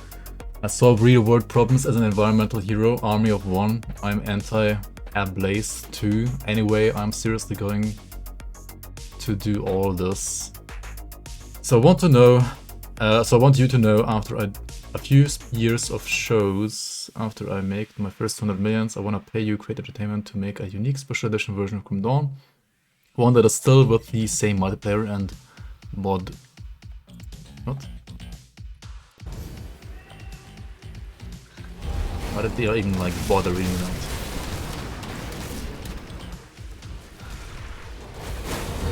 Alright, tier number 4 down here, over here. Yeah, these guys can like drop those PowerPoint pieces. They didn't for me, but they can drop them. Trust me, they can actually drop them. Oh, the traps are busy, that's nice.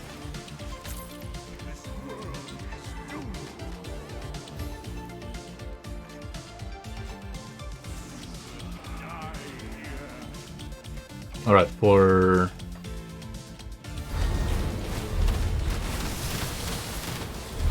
Lokarr you need to like take this side track here.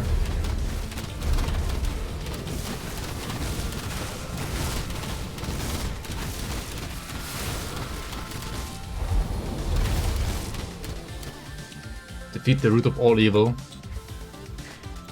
And then you take this rift here, and basically you wanna prepare for Lokarr right here, right now. Use all the pots, etc. Right?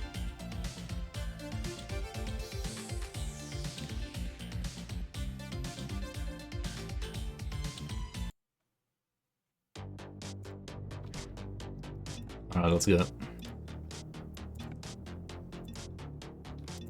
So we're using all the like pots that give us like regeneration and more health. Also a fire pot and the elixir of the Vanguard, which gives us like OA and DA. Let's go. He has a shotgun attack. As long as you're standing inside the seal though, you're fine, to be honest. He also can stun.